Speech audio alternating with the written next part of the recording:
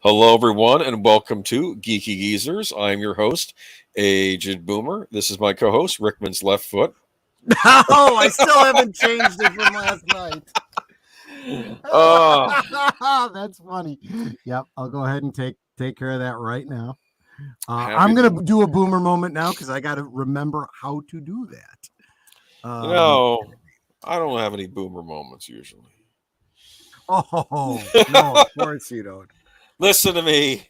That's Apple trying to protect me, and that's why that was happening the other night. Okay. Oh, really? Well, we'll talk a little bit about Apple, won't we? Let me tell you. I'll say this: they do hate the Facebook. Them and Facebook have gotten into have locked horns, and I'm actually on the Apple side in that little fight. I think they were trying to actually protect user information. Okay. Yeah, but I'm not saying Apple's perfect. They have their own set of problems. All right, so who's here? Horizon Talker, welcome. Netters Network, hello. Big Al, hello. I'm trying to think anybody else is here. YouTube is really rough. If you don't have a comment in there, I mean, right now it shows me one person is watching, which is not true because at least I'm there, at least Netter is there, at least Horizon Talker is there. Hold on, let me go to YouTube. What if I refresh? Will it change? I am gonna go on myself. Now it only says 2 or. And I'm gonna listen to my own stream, which I can't do because I'm a boomer. Well, then you mute it. I'm gonna do that. And you're hearing me twice now, aren't you? I'm not hearing anything right now. You never have a hate this. There we are live. Okay. Oh, all right. Here we are. Now we should have at least 2 people watching because I'm watching my own channel. Yes, you and me and Netter and Horizon Talker and Big Al, you should be showing 5. This is what I'm talking about. YouTube is goofy that way. Yes. All right. So, a lot of news to cover tonight. Not a lot, but enough. It's going to keep us busy. But what'd you say? Someone just showed up. I can't hear her through my headphones. So Birdman, welcome. Hello, there you go. Hello, Birdman. And Zetopia. There we go. So we should have. Okay, I'm showing 5 people watching. I guess the ticker on YouTube is a little bit behind. Yes, my trip got canceled, so I am here after all. I told you all last week that I would not be here, but things change. But welcome everybody. See, this is exactly why I said I'm going to go ahead and get the notes together and prepare a thumbnail. You were smart. Just in case, and we could have just done a rewatch of Bad Ronald. I don't even know what that is. That's going to happen one day. It's the greatest made-for-TV movie of all time. That's a pretty tall order. I'd have to. I'm saying it was actually in some book of like one of the most notorious moments in network television. The fact that thing got put on TV. Oh, so it's like one of those ironic best. It's okay. Bad Ronald accidentally kills a girl in the neighborhood, and his mother doesn't know what to do. So says, "We'll hide you inside the walls." And then she goes in for surgery and dies. So then Bad Ronald is hiding inside the walls while a new family moves in. I'm already spoiled most of the movie for you, but it's a wonderful little morality tale. I was just gonna say it doesn't sound like not knowing what's coming is gonna make it any better a film. But Dabney Coleman is in it. And let me tell you something else about spoilers and guessing what's coming next. Netter and I are binging the next season of Stranger Things. And there was some line that I don't want to say anything that's going to spoil anything for anyone, but a character says something, one of those monologue type things. And then there's a dramatic pause. And I said the next line before the other character said it. And Netter's like, how do you know what they're going to say? And I'm like, I could write this shit. That's why. You could write this shit? Mm-hmm. Okay. I'm not saying I don't mean that in a bad way. I'm just saying there's a little bit of predictability there. Well, I'll get to it at some point, but like I said, I was not necessarily a huge fan of season 3. But deleted scenes is here. Good thing I'm not guessing after all. I'm still at work, but I'm listening. Oh well. see that would have been a real challenge for you. But I did know going into it. You did tell me a week ago that that work might cause you to be late or whatever. So I knew in advance. It's nice to have advance notice. Mm-hmm. But Netter's saying all of her hi, sweeties. Yes. She's a sweetheart. Yes. And welcome, Zootopia. Anyway, I think I already said this. So You want to just jump right into it? You want to jump right into the good old days? We need to get into the good old days because we've been living through some pretty bad new days. I We have would some not good mind. news tonight, I think. Some more positive things to report on the pop culture A couple front. things, So it's not yeah. so, yeah. I But mean, I don't think there's going to be any spoilers here. I think a lot of you guys, if you guys are savvy and paying attention to the YouTubes, you know what's going on in geek news by the time you get here. But that's okay. That's okay. We'll get you caught up just in case you're not. so tonight's good old days is Go Speed Racer. Go Speed Racer. You want me to? Go I'll do Speed it. I'll do Racer. it. I'll Go. do Do it. it. You're Do the pushing. whole thing. Do the whole thing.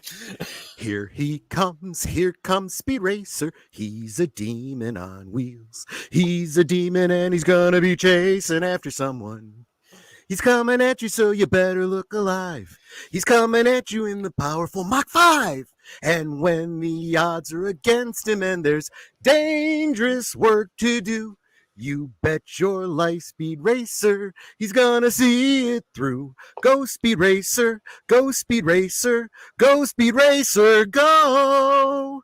I'm only doing the opening. I'm not doing the closing. Speed Racer. We have some Speed Racer related news I tonight. think I've seen an episode or two. Just, Yes. I think in Japan it was Mahi Go Go. I think it was like that. I have, okay, so I will admit, I've never seen or even heard the Japanese version. Neither have I. The original, yeah. In fact, to my knowledge, I don't know that there has been a bilingual release released over here. So I've only seen the English release as well. But actually, what was your experience with Speed Racer growing up? Well, for me, when it did was. You see it? I saw it as a kid in the 70s. It played in syndication on a local affiliate. What ended up becoming Fox, going forward in the modern age. But it was the UPN channel here, or whatever you'd call it. And it was daily. It was it an afternoon show or a morning show? I don't remember, but I was pretty young and I watched it all the way through. And honestly, it's a pretty formulaic type show. I'm assuming it's similar in Japan. I don't know, because I know that when Japanese cartoons are brought over to the States, they tend to edit them and take out violence and suggestive material that's appropriate in Japan but not in the United States. So I don't know how different it was, but honestly each individual episode was pretty formulaic, and if there was any overarching story, I never saw it. But I think there were a couple two-parters every now and then. So it wasn't like that. I had originally caught Speed Racer on MTV of all places. That's how I first saw it. Yeah, it was in the 90s, and they were showing it after Liquid Television. I don't know if any of you are familiar with Liquid Television. It was a heard of it. Yeah, it was a weekly series that were different animated shorts from America and other parts of the world, and you'd get to see these little goofy animated shorts. That's where Beavis and Butthead got their start. It was on Liquid Television.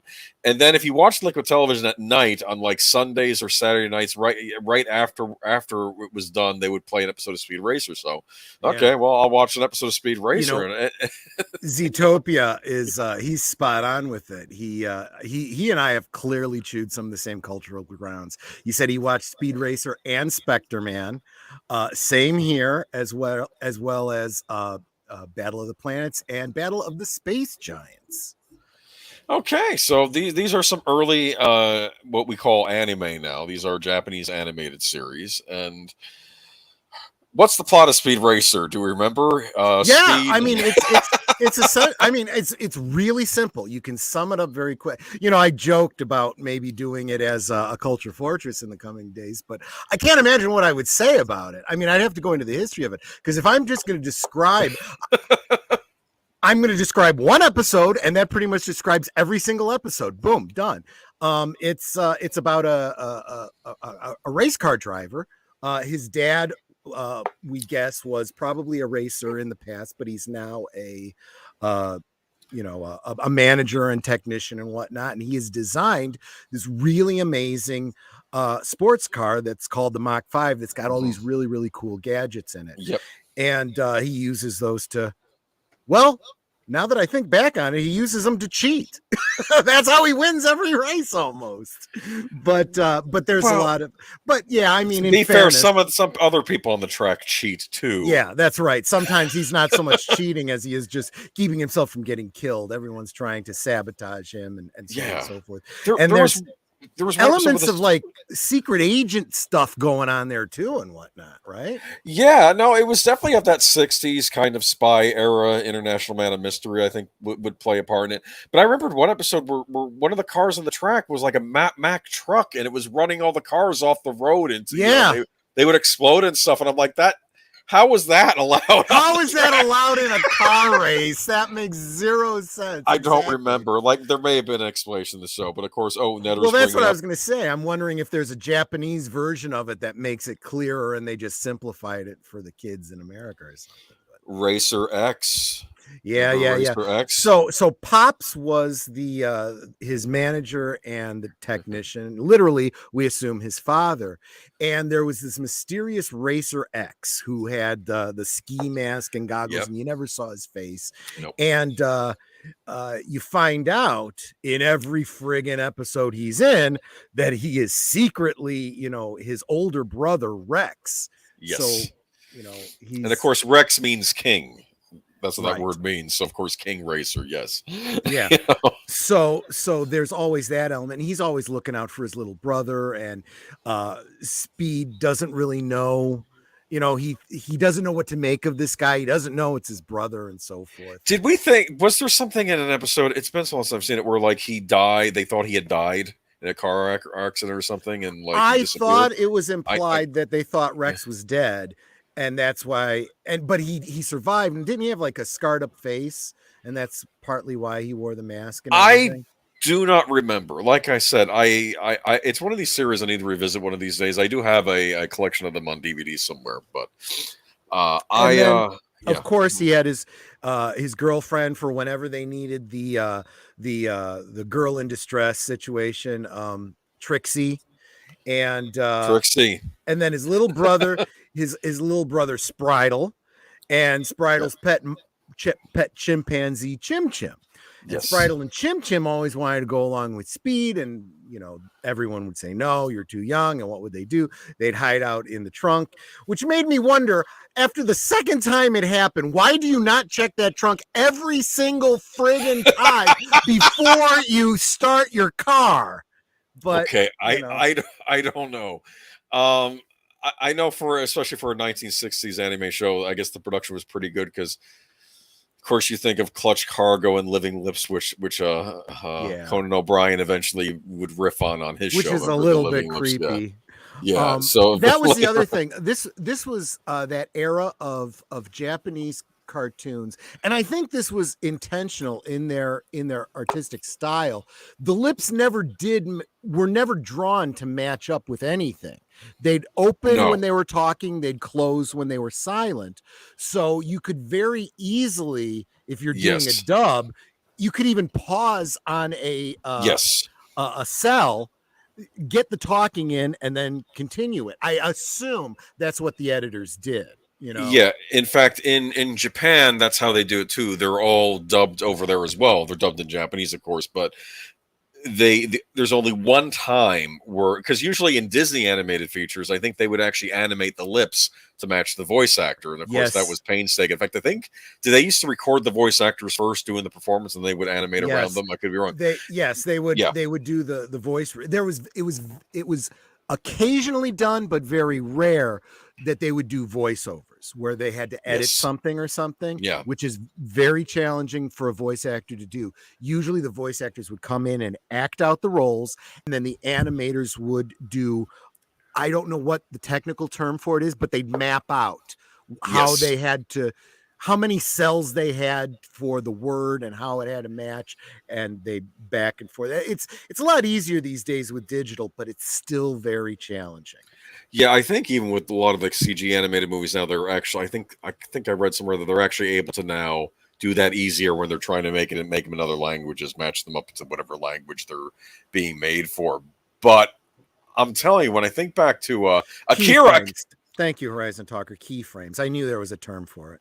Actually, Akira was one of the few examples where they did record the cast first and animated around it, so that they did do the other way. But yeah, usually it's just you you try and match up, and it's I don't know. Speed Racer's kind of a trip though. It's fun. It's I tell you, it's great when you're 6, 7 years old and not taking it too seriously. And when you get into your preteens, you start looking at it and start having these questions like, yeah, how do you allow a truck, a lorry? It was called the Mammoth Car. That's a the big Mammoth Car. Yeah, that is not a car by any definition. It was basically a land train, or a train without rails is what it was. It was a train on because it had multiple cars attached to it. Yeah. I was just, what the heck is this?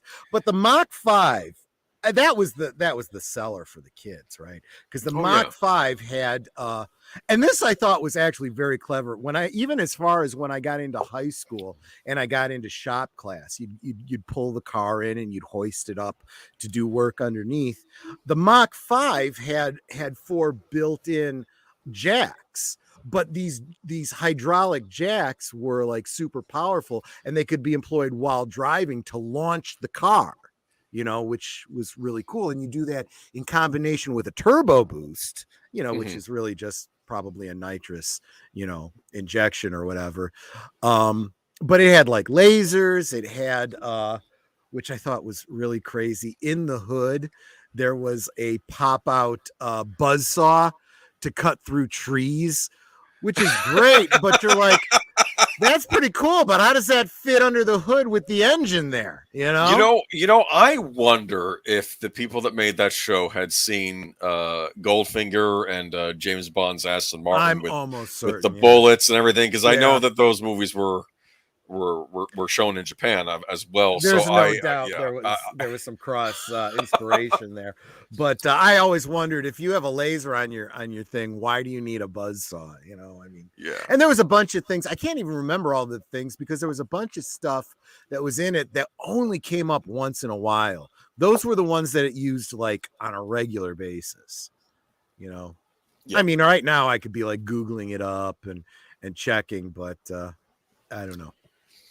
It's funny. I remember though years back for my Nintendo Wii, there was a fighting game coming out, and it was called Tatsunoko versus Capcom. Now Capcom's a video game company, so sometimes they had their own characters like Mega Man and the Street Fighter characters, and sometimes they do crossovers. Like they did one crossover which was Marvel versus Capcom, which is all the Marvel Comics characters fighting the Capcom video game characters. This one was Tatsunoko versus Capcom. And it was all of the Tatsunoko anime line characters. So like Gotcha Man, like what as Battle of the Planets was in it, Yatterman and other different characters, a lot of the characters from that era. And Speed Racer could have been in this game because he's owned by Tatsunoko. And they said, why wasn't Speed Racer in the game? Somebody asked him. He says, what's he going to do? Drive a car against the other fighter? That's what some guy making the game said. But Yeah, I actually have noticed that about the Japanese games having, I don't know how rights work over there, but they're really good at being able to do crossovers and stuff that I don't think we'd ever be able to do here in the States. Well, there was actually a problem releasing that game over here because unfortunately, while Tatsunoko owns all these characters over here, the American distributors, these licenses get ferreted out among different companies. Yeah. But what they did was they took out 2 of the characters from the Japanese version, added a couple other characters, and then they were able to release it over here as an altered version. And then oddly enough, that one got re-released over in Japan with the other characters, so it was weird. But I don't know. I don't know if they've ever made a true Speed Racer game. I mean, they seems like an obvious racing game, right? But I was just gonna say, I'd even make it a sit down inside first person driving type thing. I think that would be great to be able to have the buttons on the steering wheel to launch and do all the things. Yeah, I could see that.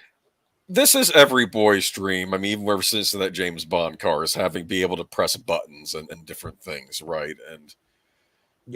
And I don't know, but Speed Racer.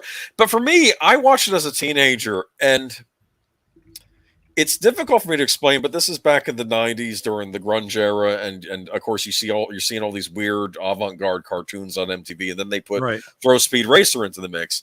And oddly enough, Speed Racer worked with them. It's like, because it's still weird. It's still this weird cartoon. It's a throwback show. And there's a little bit of yeah. irony there. You know, it's almost like the, what was that? Harvey Birdman, you know, type thing. It's that kind of a concept, you know? I remember, I think Spritle at first annoyed me, and then there were some episodes where he actually came off like an actual character, and you actually sympathized with him, which I thought and every now and again they actually did something that was helpful. You know, they stumbled into it, and they were clearly meant to be the inserts for the. I mean, for the kids watching the show. Yeah, and you had your. It is meant to be for all ages, right? Your teenagers are supposed to relate to Trixie and Speed. The little kids could relate to Spritle. You know, even the old farts could look at Pops and go, "I dig where this is going." Yeah, you know. Did you see the live action Speed Racer movie? I have not. I've wanted to. I honestly can't recall if I remember anyone saying it was good or it wasn't. I don't think the critics were amazed by it, but then again, they could have just been wrong. I know the Wachowskis made it. This was what they did after they did the Matrix, I think. And I don't know if it was any good. They had Christina Ricci. Ricci was Trixie in that, actually. Was she? Okay. Yes. Which I thought was interesting. And John Goodman was the dad, which I thought was interesting. John Goodman as Pops is perfect. I can see that. So I remember the trailer looking good. I actually have a digital copy of it on my Vudu. I got it on a sale. I'm meaning to watch it. I just haven't gotten around to it. I don't know if it's any good or not.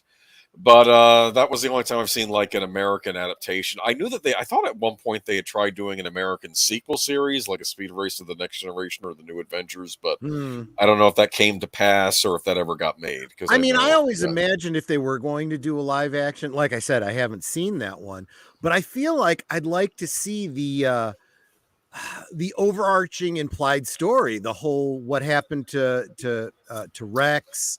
You know, I know Rex was in the movie. Matthew Fox was playing him in the movie, the guy from Lost, and okay. Lost, and then maybe have him, you know, eventually reveal himself, and you know, reunion kind of thing. Yeah, and the family reunion and stuff. Yeah, I mean, it's interesting stuff, and they could do it over 3 movies. I think I could plot it out myself. See, this is what I mean. I can write this shit. Yeah, there are all sorts of villains on the show too, I'm sure, and it was very Bond era style stuff. Al said he really liked the film, really trippy.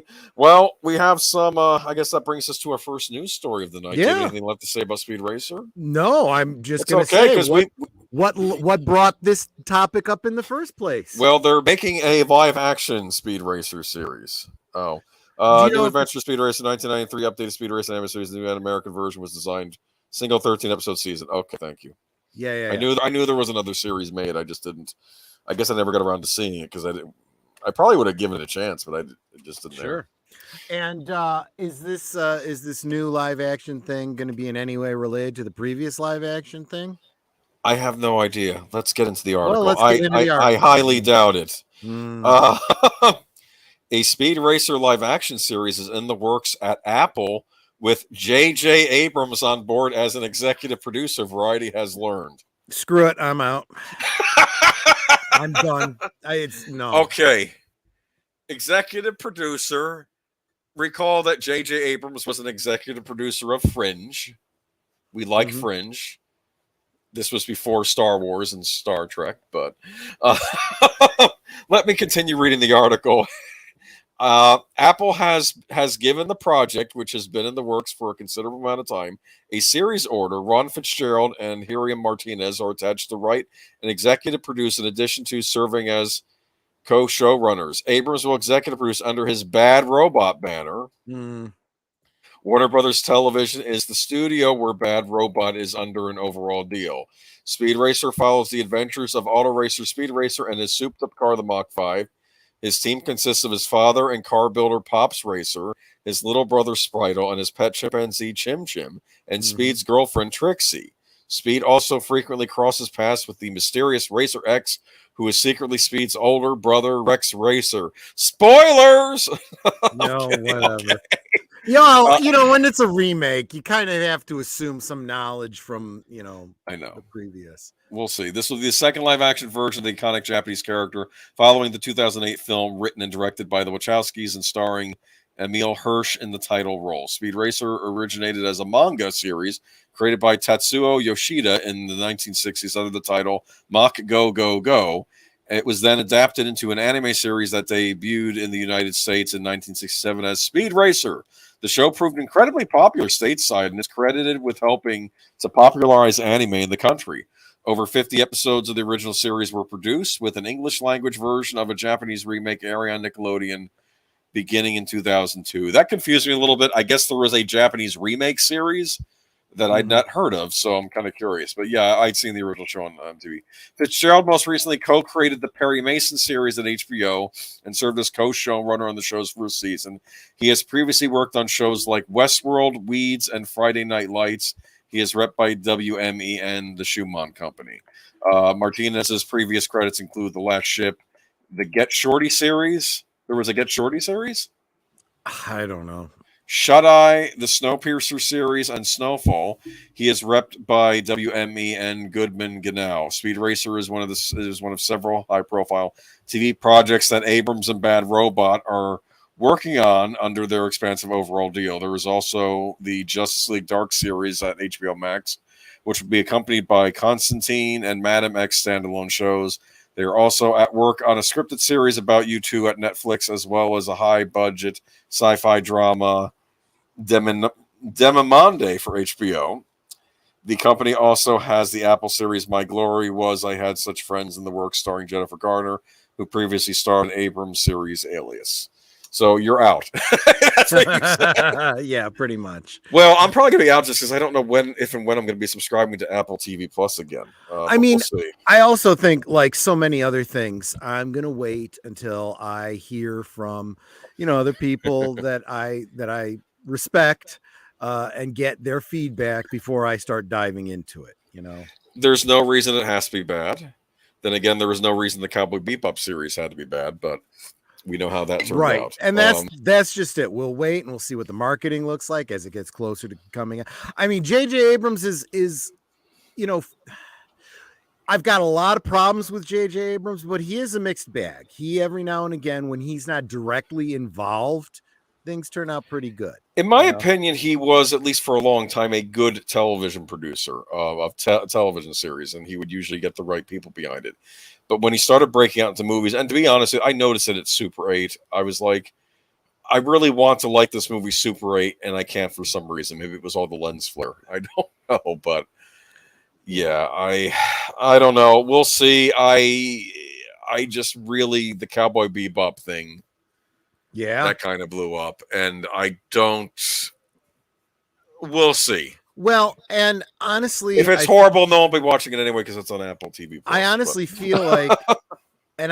feel like we almost ought to go right into our other J.J. Abrams piece right here because it's a perfect transition. My personal feeling is that the J.J. Abrams train is done. I think that we're starting to see some of the Hollywood signs, if you will. If you follow the trades and read the signs in the tea leaves, it's starting to look like they're starting to cool on J.J. Abrams. Okay, so the next article is Demimonde in jeopardy over budget drama as Bad Robot's overall deal faces scrutiny by Warner Brothers Discovery. Now, as we all know, there's a new sheriff in town over at Warner Brothers Discovery. Yep. And let me read this comment. JJ has a bit of respect for the art of filming. Has a lot of respect for the art of filming. Too much. He gets caught up in tropes and tributes to other artists and never gets his own points across. Yes, that was a yes. He loves Spielberg a little too much in that Super 8 movie, and instead of trying just to do his own thing, and it's I don't know. All right, and now we have Deadline. Just paste I try to cite my sources. It's a long title for. I honestly have never even heard of this Demimonde, whatever the heck it is. I have no clue. I mean, I'm sure it must be based on something.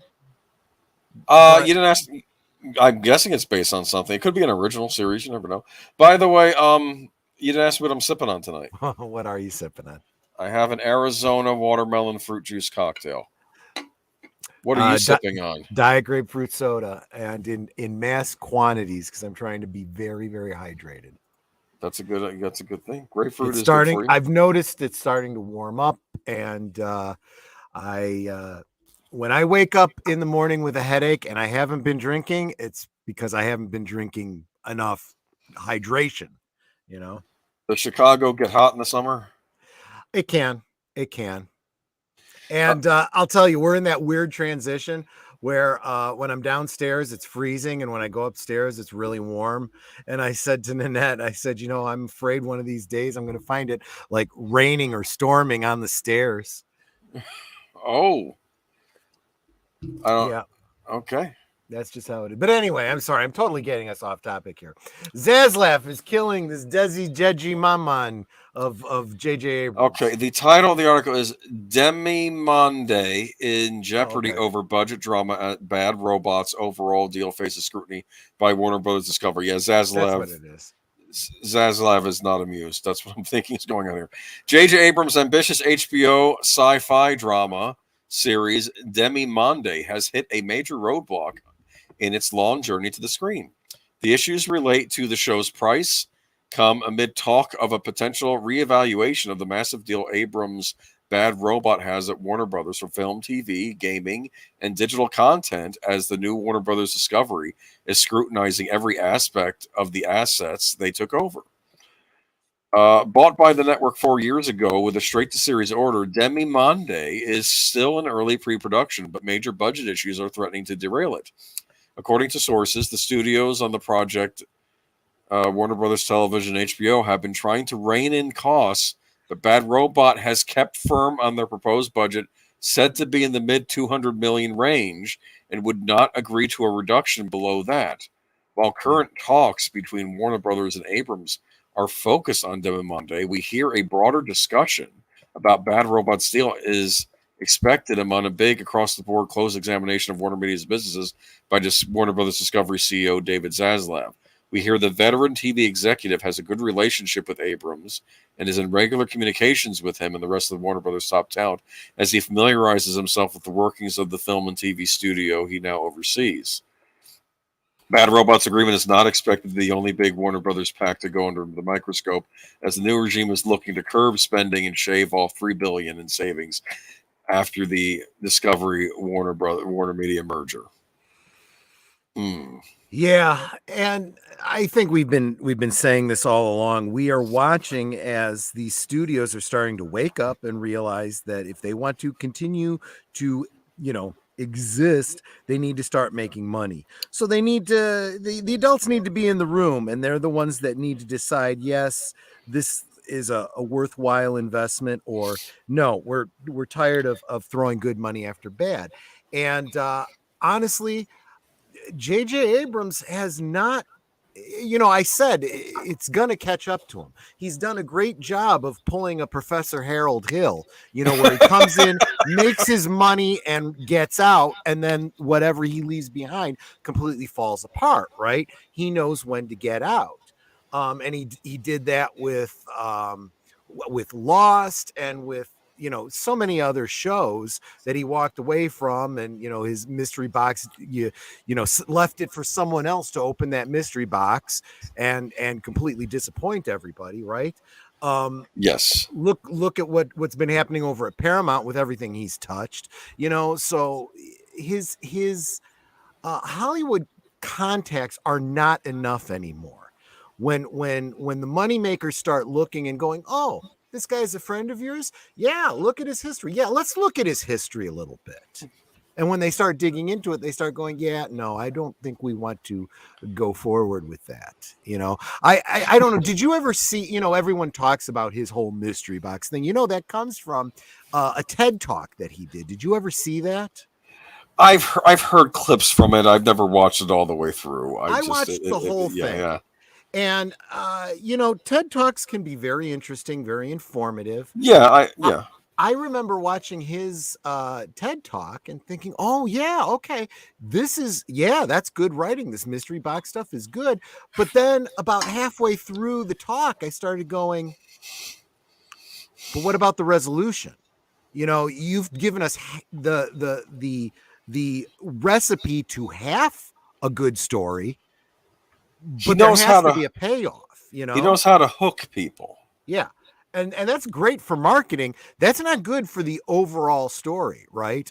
I mean, can you imagine if you had you go into a 5-star restaurant, right? And you order a dish, but because of the nature of this restaurant, you're not allowed to choose what you're going to have. They're going to bring it to you. It's a mystery, right? Hey, But you know it's going to be great because this restaurant has such a reputation. And they bring it to your table and it's got a cloche on it, right? So you can't even see it. And they take the cloche away and you look and it's whatever. It's wonderful. It looks so good. It smells so good. And just before you get to take your first bite, they put the cloche back on and they take it away. That's J.J. Abrams. That's J.J. Abrams for you. You're almost describing Artie Bucco on The Sopranos. Yeah. He come in, it's like, hey, I'd like, no, let me take care of you. I'll give you what you want. Yeah, it's like, yeah. oh, he was my most hated character on that show. But okay, I want to read a little bit more from this though. Daniel says no mystery food. Yeah, you know what it is. I feel kind of torn because Fringe, in my opinion, was a big success for a network science fiction series. I think it even ended well, which I was shocked by. Like, I do love the X-Files, but it did stumble there, especially toward those later seasons. But I always thought Fringe was solid to get all the way through. Yeah. That's another example of what I was talking about, just like with Lost. Now, Fringe, you're right, is probably the exception. Yeah. Because I don't know to what extent J.J. Abrams was involved and stayed involved, but the people that wrapped it up pretty good. There was definitely mystery box storytelling in it, but at least when you figured out what the mysteries were, it made sense. And you're like, oh, aha, that's what that was about all this time. I would even go so far as to argue that by the time they're wrapping up some mystery boxes, they turn the whole thing on its head and it starts a whole new round. They would do that. Yeah. And but I did like how we finally find out who those mysterious men are in the last season. That is you know what? A promise only goes so far. If you never have a payoff to the promise, I lose faith in you, you know, and that payoff better be good.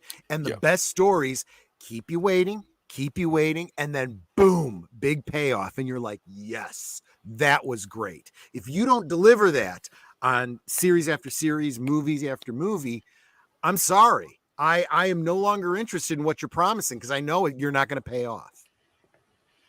Pledge. Yeah. Don't make a pledge. Exactly. Like I talked about on Friday.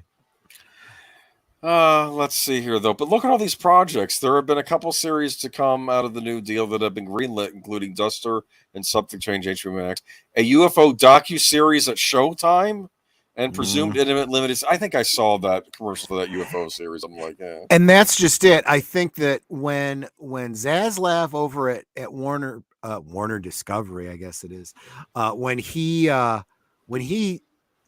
expresses his uncertainty, and you know that doesn't necessarily mean this is over, but it probably means it's over.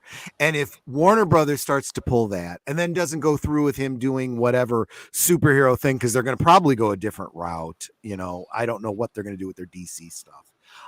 Then you start having these other networks start looking at J.J. Abrams and going, oh, maybe we should really kind of look at this. And the last one that's going to pull away from JJ is going to be stupid friggin' Paramount that's just going to keep running Star Trek into the fucking ground. And everyone else is going to be looking at that and going, saying, you guys are a bunch of idiots, aren't you?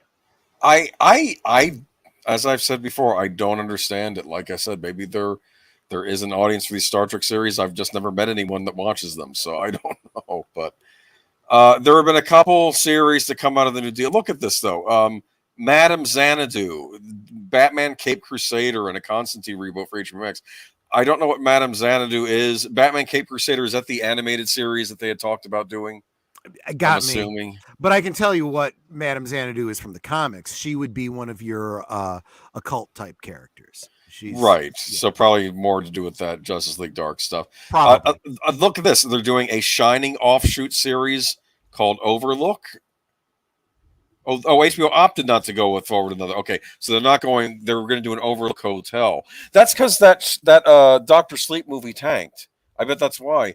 Do you remember when that happened? When that came out, and actually, it was actually the people who saw it really liked it. They saw, hey, we think the director did his best with what he had, and I think that nobody went to see it because I don't think Warner Brothers bothered advertising it, and it just came and went. Yeah, and marketing is always a part of it, right? We talk about that all the time. Otherwise good shows, but they market it with this, with these woke triggers that just piss everybody off, and they just refuse to see it on principle. Well, congratulations. That was a great way to piss away your money very quickly. So let's see. Written, produced, directed for Demi Mode is his first solo TV creation. See, this strikes me as something he might be heavily in it. Okay, here's the plot of Demi Monde. In it, when a woman, Olive Reed, Dead Weiler, is torn away from her husband and daughter in a brutal scientific accident, she is forced to unravel a conspiracy to reunite with her family, now lost to a dark, distant other world. That sounds interesting to me. I'll say that. I mean, well, sure. Westworld started out really well too, and to be fair, I didn't watch season 3, but I know that people were complaining about season 3. I didn't make it all the way through season 2. I did, but it's okay. I understand how people bowed out in season 2. I loved the whole aspect of those theme parks. And it's not so subtle digs at a certain other company that owns a lot of theme parks. Yeah. But, talk about timing. That would probably actually do much better now.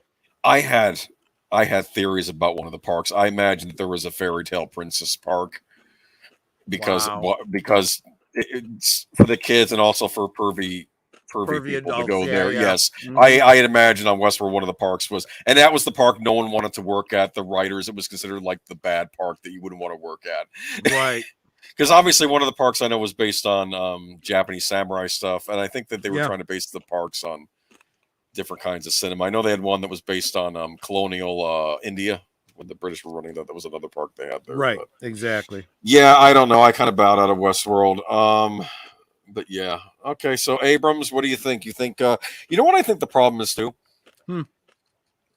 Look back at the history of movies, film, when you go back to the 60s, right? And you had a lot of these big lavish musicals and biblical epics and historical epics being made, and then they started not doing so well and they were bankrupting studios, and what happens? They go to much smaller pictures when the 1970s comes around. And True. I'm sorry, I do not think that the money is there anymore for these lavish productions.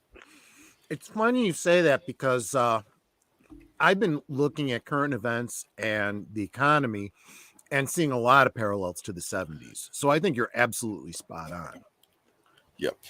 Lisa says, I like Dr. Sleep, Flanagan, respected King and Kubrick. Yeah. What I heard was the director in that was doing his best to make it a as well an adaptation of the Stephen King book, while also trying to make it visually like the Kubrick movie. And it was, like I said, I haven't seen it myself. And as someone who's both, read the book and seen the original movie and love both, but recognize the big differences. Yeah.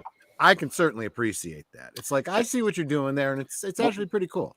What I heard, the director was trying to straddle the line between respecting both King and Kubrick. That's what I had heard. So yeah. Good for him.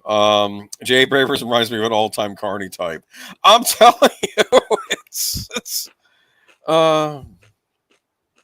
Michael Crichton had a thing for theme parks and corrupt corporations that own them. That's right. He was the one that originally wrote the screenplay for Westworld, and he wrote Michael Crichton. I have to tell you, he was a underrated science fiction writer. I was going to say he had a way of doing science fiction in such a way that you really, really believed it. Yeah. I mean, there was some glaring errors, but he did some really good stuff. You believed when you read the original Jurassic Park. Yeah, if they could get the DNA, I bet they could clone dinosaurs and blah blah blah and this and that. And I'll tell you what, probably the best book, not the movie. Don't go see the movie. I warned you, don't go see the movie, but read the book Timeline. That was a great one. I'm sure it is. I've seen the movie Timeline though. And he gets into the whole double slit experiment and whatnot. And he honestly has you believing in the whole parallel worlds, time travel thing. You know, he describes it in such a way that you really honestly believe it. And it's a really, really good story. And he does his research. The movie, not so much. Not at all. Yeah, it did have that actor I like in it though. But anyway, Eaters of the Dead was great. Oh, welcome, Mr. Matchstick. Oh, yeah, yeah. We don't think his books. Yeah, and I know they did make that. How was the movie version of that versus the book? I don't know if you've Was that seen like the 13th wasn't that like Warrior. the 13th Warrior? Yeah, Antonio Banderas was in it. yeah, it was. Not as good as the book. At Was least the from the book point of view of someone who kind of knows the history. The right? book was pretty good. The movie, not so much. It was much more of a Was the book bizarre. still about someone from the Arab world visiting the Yeah, Norsemen, though? Yeah, because yeah. that really happened. That's why we have a lot of records of like historical records, because scholars from that part of the world actually went and visited the Norsemen. And it was And that's interesting. why the book worked so well. But I felt like all the flavor was lost in the movie, in my opinion, and they just went for the action high points. You know. Yeah. Well, Hollywood, right? Yeah. Some of these would make great as series adaptations, maybe, huh? Like Yeah. HBO could do a season of it or something. Yeah, that might be an idea. Ray Liotta, 67, died in his sleep in Dominican Republic hotel while shooting new film Dangerous Waters. I don't know, man. Wow. I feel like there's a lot of people, dying too young, peacefully in their beds. I don't know what that's all about. Just As saying. as Worf would say, that's a terrible way to die. Well, That's a joke. anyway is a terrible way to die, to be honest with you. No, Especially I when would you're that argue young. dying in your sleep is one of the more peaceful ways to die, right? Because it's like you just you assume, you don't know. I'll tell you what, nobody really knows for sure that you don't wake up going before you die. No, we don't. We don't. Goodfellas star Ray Liotta has died in his sleep at a hotel in the Dominican Republic, age 67, where he's been filming a new movie as co-star Robert De Niro led tributes. The legendary gangster actor passed away in bed at Casa del the 16th Whatever. in Zona Colonial on Thursday, just weeks after filming started on Dangerous Waters. An emergency service team had rushed to the building, but he could not be saved, with his body transferred to the Forensic Institute of Santo Domingo. There is understood to be no suspicion of foul play. People linked to the upcoming movie were spotted leaving the hotel with suitcases and props on Thursday afternoon after news of his death spread. Liotta leaves behind his fiancee, JC Natolo, 46, as well as his daughter, Carson, 23, who he had with ex-wife Michelle Grace. The actor had been spotted out and about in Los Angeles in March, where onlookers said he appeared noticeably pale and needed help from the valet putting on his jacket. The source added he was slow and steady on his feet, and Natolo had to help him by carrying his bags from the car to the hotel. But he looked healthier in pictures taken at the start of this month as he strolled through Pacific Palisades in Los Angeles with his fiancee. Liotta had been a smoker, but started appearing in adverts for Chantix, a brand run by vaccine gurus Pfizer in 2018, with one saying, "I tried to quit smoking for years on my own. I couldn't do it. I needed help." The cause of his death remains unclear, and there is no suggestion the Hollywood superstar died of a smoking-related illness. Meanwhile, tributes flooded in for the beloved film star, also featured in Field of Dreams, with fellow actors and other celebrities paying their respects to him on Thursday afternoon. I'll read some of these. Robert De Niro said, "I was very saddened to learn of Ray's passing. He is way too young to have left us." David Chase said, "This is a massive, unexpected shock. I was glad he worked on The Many Saints of Newark." Yeah. On-screen wife and Goodfellas, Lorraine Bracco, said, "I'm utterly shattered to hear this terrible news about Ray." Josh Brolin said, "My buddy, my friend, how so soon? Why? I'll miss you. I will think about seeing you at Gold's." And Jamie Lee Curtis added, "His work as an actor showed his complexity as a human being, a gentle man, so sad." So, yeah.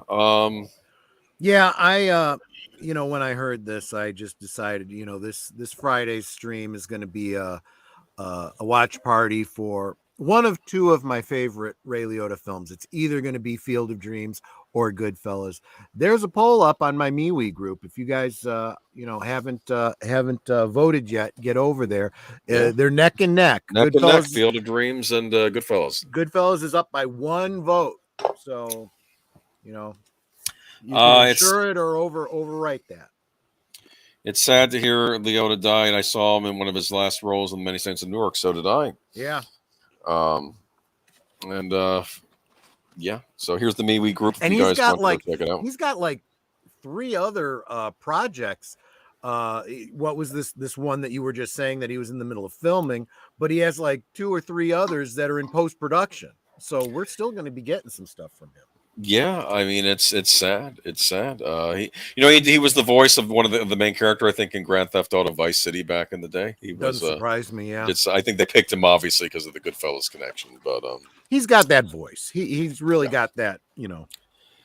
Yeah. No, I'll miss him. But a Goodfellas classic movie. I watched that, Field of Dreams, and he's been in a lot of other stuff too. I mean, you know him when you saw him. I'll say that when you would see him on the screen, he had a good screen presence, and it's sad to see him go. I'm kind of shocked, and I know you were having some speculation. How are so many people dying in their sleep now?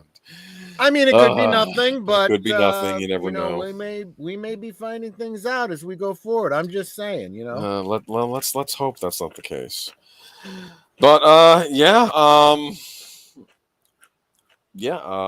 just a sad farewell, and he will be missed, and he's left a legacy of great movies and great performances. So yeah, he played Henry Hill in Goodfellas, the main. Yeah, character. I kept forgetting that was his character's name, Henry Hill, because that doesn't sound like a mobster. But no, and that's part of the point. It's that whole thing about whether or not you were Italian. And yes, they kind of get into that a little bit in the story. The problem was his mother was Italian, but his father was Irish, right? That was exactly thing, right? Yes, exactly, yes. Which was far too common in Chicago. I mean, technically, that's the case for me. My mom's Italian, my dad was.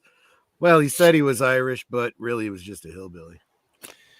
Anyways, what was I going to say though? But no, there's a scene on the old Untouchable series when Al Capone is trying to pick up one of the Irish girls, because I think he marries an Irish woman, because an Irish American woman, because he says, "Oh, I'm part Irish myself." He's trying to pick her up, and it's kind of funny. But yeah, sad to see him go. The thing that the Italians and the Irish had in common was Catholicism, right? So there was a lot of the immigrants, something for them to bond over, and especially the Irish a lot of them were leaving and coming to the U.S. specifically because they were getting some persecution for their religion, so. U.S. that the whole point is religious freedom. That's always been a thing in our Constitution. And what was I going to say though? But he, Polish immigrants, German immigrants, some of the German immigrants too. In fact, the church I grew up with was St. Mark's, and that was, of course, originally a parish for German immigrants coming over. Okay. In New Jersey. And then they closed it down. Sony chairman Tom Rothman said Ghostbusters Afterlife resuscitated the franchise, reconfirms next film. As a surprise to absolutely nobody, right? You almost wonder if all these things are little digs at a certain other Ghostbusters movie still. It's funny. Go ahead. If nothing else, it's Sony showing victory after victory. They are smart enough over there not to directly deride 2016. Look, let's be honest. Nobody liked 2016, but it's still kind of making them money. They can still sell DVDs. There's still people that want to do the dress up in those outfits and so on and so forth. Not enough for Hasbro to go and put out, a 2016 Proton pack, but, enough for them to not want to completely poo-poo it. So, but the fact is, they also know this is where the real money is. We're going to keep doing this, and we're going to take victory after victory. We got our Spider-Man. We got this. We got, Sony Uncharted does seem was to be another one. Yeah. Sony does seem to be the company that's kicking it out of the park when everyone else is scrambling to retool. You know, because they're not worried about streaming. That's well, why. We'll and bring that that's up. the other thing that they didn't even have a choice in the matter, right? They don't have a streaming service, so they're They may end up being able to buy Netflix at some point. You never know. you're absolutely right. They are day and date, right? They excuse me, I reverse that. They will never have that problem of day and date because you have to go to the theater in order to see their films. And it's been paying off for them and paying off for them and paying off for them. And every time we look at the other big studios that go, 35-day window, 40-day window, Stupid. day and date, they Yep. lose money. Look, if you are on the fence about how desperately you want to see a movie and you know that in 45 days the movie's just going to drop on your streaming service anyway, you just say, screw it, I'll wait. Didn't see Crimes of Grindelwald or we're on the fence. Guess what? It's going to be on HBO Max starting tomorrow, I believe. So for it's there like you go. they're not the Batman. It felt like the Batman went on there right away, like it was in theaters and something. It's on the HBO streaming service. I still have yet to watch it though. And it makes me wonder if these companies are smart enough to pay attention and go, well, let's see how it does on the streaming service. Are a bunch of people watching the Trials of Grindelwald? And if they do, they go, damn, we probably would have made more money if we'd have, had a longer theatrical thing, right? I think so, yeah. Actually, I don't think so, to be honest with you, because I mean opposite, obviously. Yeah, I think they're going to find the opposite was true because it wasn't just that; it was also the Johnny Depp thing. It was also the Ezra Miller thing. There's a lot. Of things. There's other factors too, Yeah. but I think that definitely hurts things. I mean, I think right. There's arguably also the J.K. Rowling element to it, and there's a lot of look at Godzilla versus Kong day and date. Godzilla versus Kong did well at the theaters. I think it would have done even better if it had not been day and date. It's hard to make an argument to the contrary. You're right. Sony chairman Tom. Okay, so let's get into this article. In a new interview with Deadline, Sony Pictures chairman Tom Rothman touches on a variety of subjects, from the massive success that the company had seen over the past year to its butts in seats business model. You like that, don't you? I do. That's common sense. Get the butts in the seats. Yes. It kind of is, yeah. And speaking very highly about Jason Reitman directed sequel Ghostbusters Afterlife. One thing I really respect about Sony, I think Ghostbusters Afterlife was a success consider the budget. Obviously, It didn't do the Spider-Man numbers, but they're still treating it like it was a big success. They understand its value, and I appreciate that. And I'm wish telling you what companies would do that. Yeah, it's like I said before they released. Oh, excuse me. I feel like they went into it already in the green with all of the marketing. They had that. They had the Neutrona one from Hasbro. The Proton Pack HasLab just blew out its numbers. You had all the releases and re-releases of the action figures and the real Ghostbusters and the regular Ghostbusters in the style of the real Ghostbusters and just every other thing. And it's just kept coming. And now all the video games and everything, they are making hand over fist. So great, wonderful. They made a profit on the movie, but they made 3 times more from the marketing, Yeah. That's what I said going into it. They did a great job with it. Yeah. Unlike Disney, Paramount, or Universal, Sony is one of the last few big budgeted studios that have yet to develop their own in-house streaming service, with many insiders making the claim that their business model is outdated and not a good long-term strategy, something that Rothman often openly disagrees with, saying there's a current Wall Street obsession with streaming, media narrative follows, and it becomes viewed as established wisdom, whether or not it's true.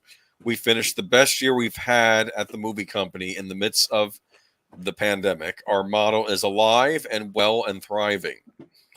Looking at Sony's financial, you can't argue with Rothman, with the studio reporting staggering $3.3 billion gross at the worldwide box office in only 8 months. Of course, Spider-Man No Way Home was one of the most significant contributors to that number, but Rothman also mentioned a handful of other intellectual properties, with the chairman clearly behind the Ghostbusters brand. It wasn't just Spider-Man, it was Ghostbusters and Venom and Uncharted, a brand new franchise for us. Ours is a fantastic model. When you win, the fact that we are one of the few companies that have that put that first gives us the great advantage with talented filmmakers.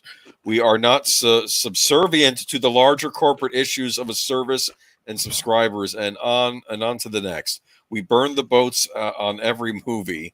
Quentin Tarantino said Rothman, yeah, he's a butts and seats guy. I don't know if my kids will like it on my tombstone, but I'll take it. I'm a butts and seats guy. I am knocking stream. I'm not knocking streaming. It's been great for us. We are an arms dealer to them, and have made a lot of money doing it. So there's just to explain that last line. That's very important. What he's basically saying is, we still get our stuff streamed. We're just licensing it out to someone else. It costs us nothing, and we make more money. It's like we made our money. We're also going to make our money on the DVD sales, but we're going to make a little bit of extra off of someone else, licensing it to stream it, right? Yeah. That's especially valuable in their relationship with Disney, because Disney wants to carry it because, that's their character, right? But I'll tell you, you're absolutely right. They could, if they wanted to. That you may have just made a great prediction there, Boomer. Let's see if by the end of the year or sometime next year, we don't see Sony making a bid for Netflix.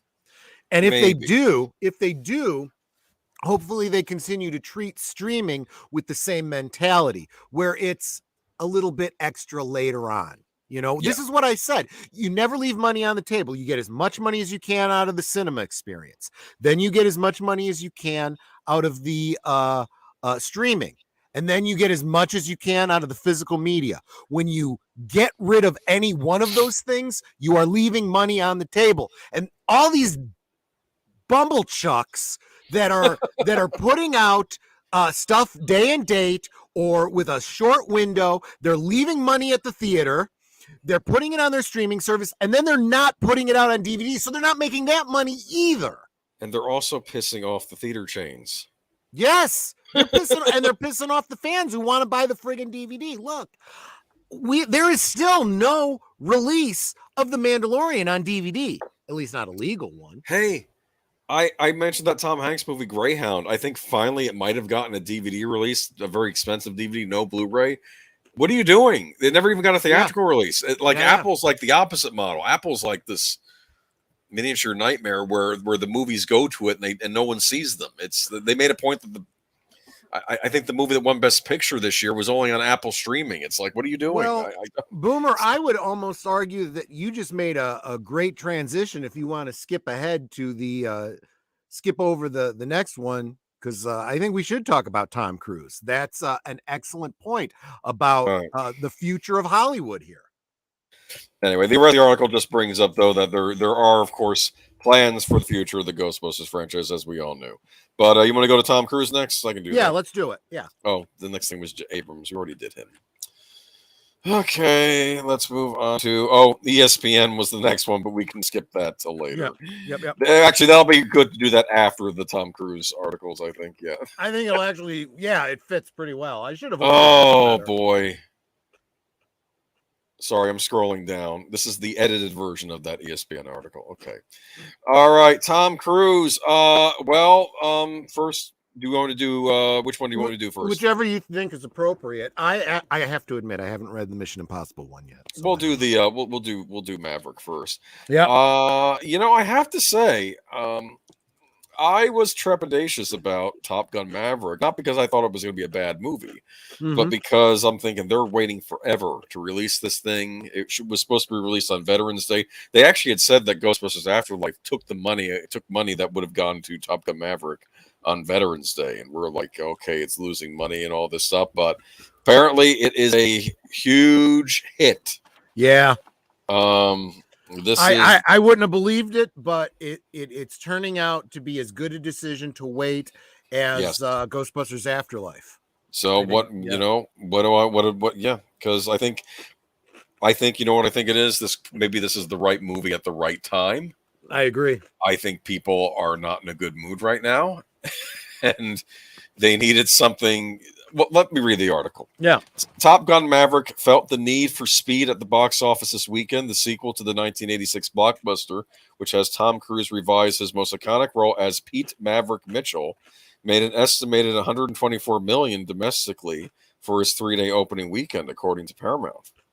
That only jets past expectations. I see what they did there, which initially projected Maverick to make it closer to 80 million, but stands as Cruise's biggest opening weekend in his more than 40-year career.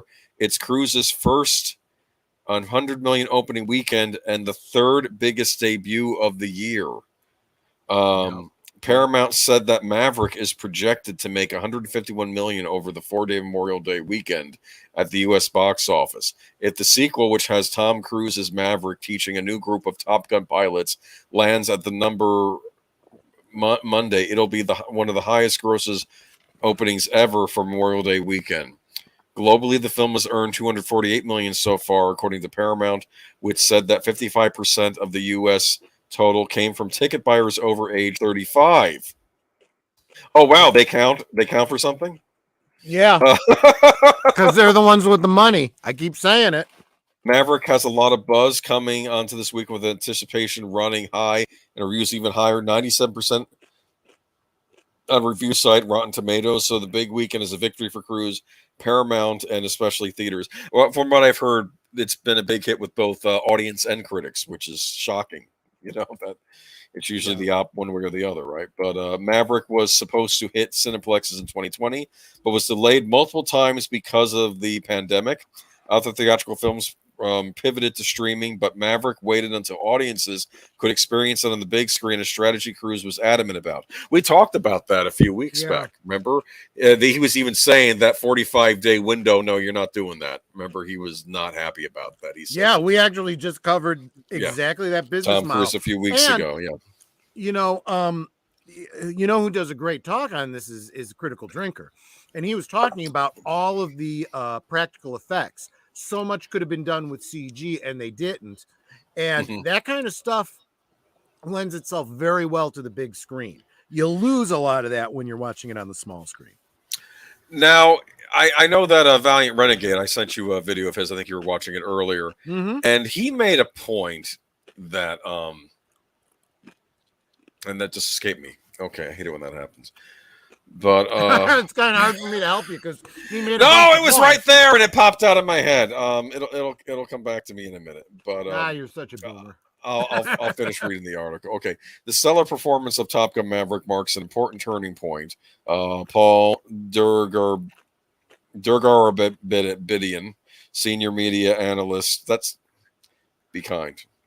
I was going to say that was reminding me of the Swedish Chef on the Muppets. It did sound like a bit of work salad there. Anyway, senior media at Comscore told CNN Business, this is a very important weekend for both the industry and Cruise, who has demonstrated his undeniable star power and status as a true movie star in an era where this type of distinction has become increasingly rare. The other good news for Maverick is that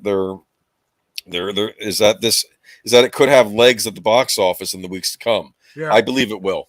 Absolutely. The film garnered perfect A+ cinema score and has relatively no competition at the box office until Jurassic World Dominion opens in 2 weeks. Top Gun Maverick has a clear runway, he added. By the time Jurassic hits theaters, Maverick will likely have already generated blockbuster numbers. It should enjoy solid playability in theaters for the rest of the summer. I'm impressed. I am honestly at the point where I'm tempted. Netter and I have to go out tomorrow anyway. Maybe we go check out this movie. Check out Top Gun. I'm going to rewatch the original first. It's funny. I bought the Blu-ray re-release, and you can tell that this Blu-ray was made because they were going to release it around the same time as the movie came out, right? Right. The movie didn't come out, but they still released the Blu-ray, and they have some of the newer cast reminiscing on the original Top Gun and one of the special features. And I'm like, this new movie isn't out yet. And I think I gave this movie a hard time because I actually was anticipating it. I remember when it was first announced, and I'm like, maybe this is something that could be a big blockbuster that's not connected to a certain company with mouse ears attached. I don't. And can I just say, I mean, they brought back, from what I hear, they brought back everyone they could bring back, character that dies in the first movie. They bring in a character as his son. which I guess played really well dramatically. They brought back what's his name, Val Kilmer. Oh, really? To the extent that they could, Right. they worked it into the story and treated it with the respect it deserved. Yeah, I mean, sure, you wish you could go back and do this film, 25 years ago, so that but no, you can't do that. So they did what they could, and their choice of a new female lead, I gotta say, Jennifer Connelly. Wow. Yes. I and many other men had a I crush on her. feel like they traded up on that one. They really wanted that. And like I said, I will watch the original again, but I do plan on seeing this one. In the Nothing against weeks. Kelly McGillis, but she. Well, that was interesting because she was like an older woman, right? That he was falling for in that, right? So that was Yeah. interesting. But I'm looking forward to watching some solid entertainment with Tom Cruise. Critical drinker joined the film, and we can all use a distraction from the current news. Let me tell you something. Back in the year, what was the year? 1977, a little movie called Star Wars came out. And one of the reasons it was such a big hit was because the United States was not in a good place. Yeah, exactly. We had, what was it, gas lines. We just come out of Vietnam, and that, of course, was bad for many Americans and the psyche of their people. And people, the audiences were looking for a win, and then they get to see this movie Star Wars. And I think Maverick might be that for our time. I'm telling you something else. I think with as this doing as well as it has, I feel like there's one big misstep they made, and that's not doing some kind of marketing with this. They could have gone to Hasbro and said, "Can you put out a line of Top Gun, whatevers," and they could just retool their GI Joe line and put out action figures. They could put out planes. They should be, and it seems like they're not going to probably do that. But they did. I think they did a tie-in with some video game. It might have been the Microsoft Flight Simulator or something else where they have that makes sense. They have an add-on for Top Gun now, which I thought was interesting. But yeah, they aside from Jurassic World Dominion, Top Gun is the other must-see movie this year. Yeah, I want to see Jurassic World Dominion as well. I've actually liked both Jurassic World movies. I know